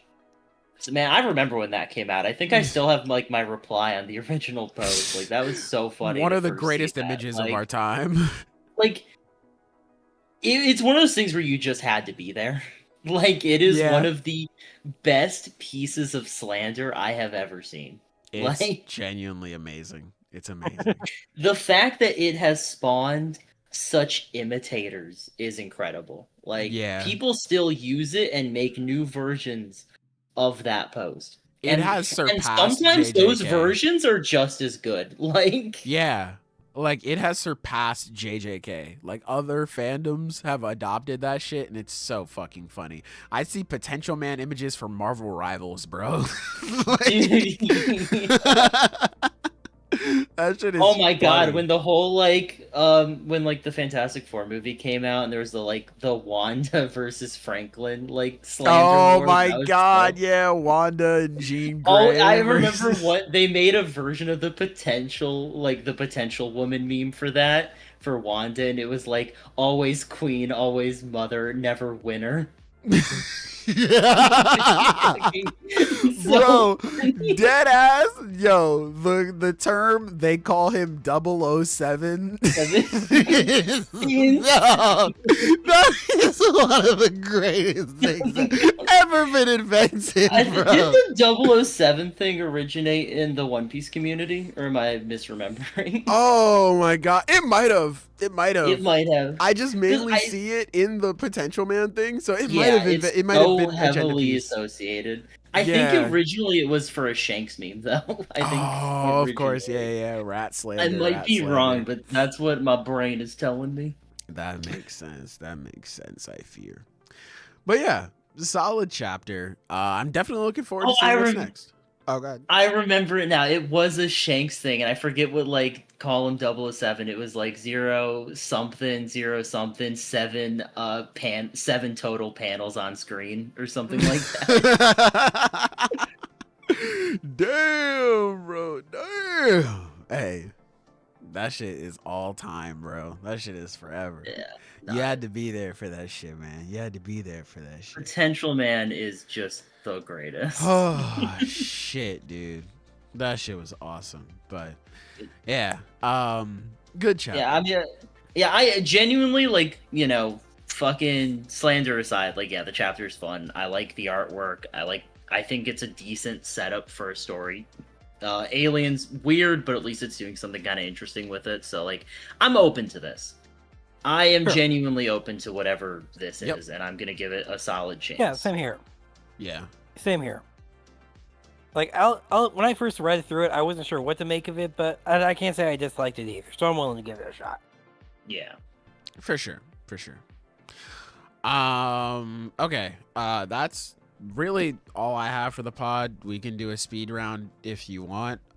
Please just make that shit quick. I got a meeting at work I gotta be at in I pretty understand. soon. Akane Banashi was so- good. I enjoyed it. That's about the only Yep. thing I have to say.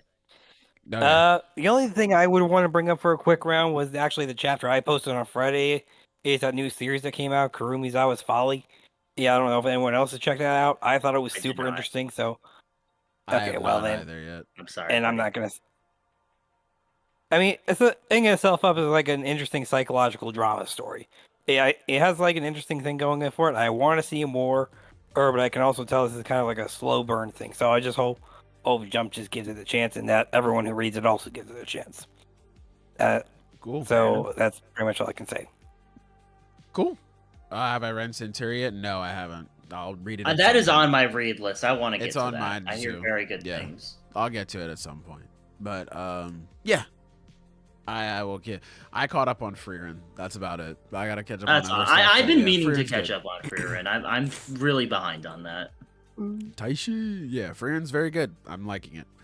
That's about it. I don't have too much else to add, honestly. But yeah, with all that being said, we're gonna get out of here. Hopefully next week I can actually be able to read more chapters and not have to speed through everything.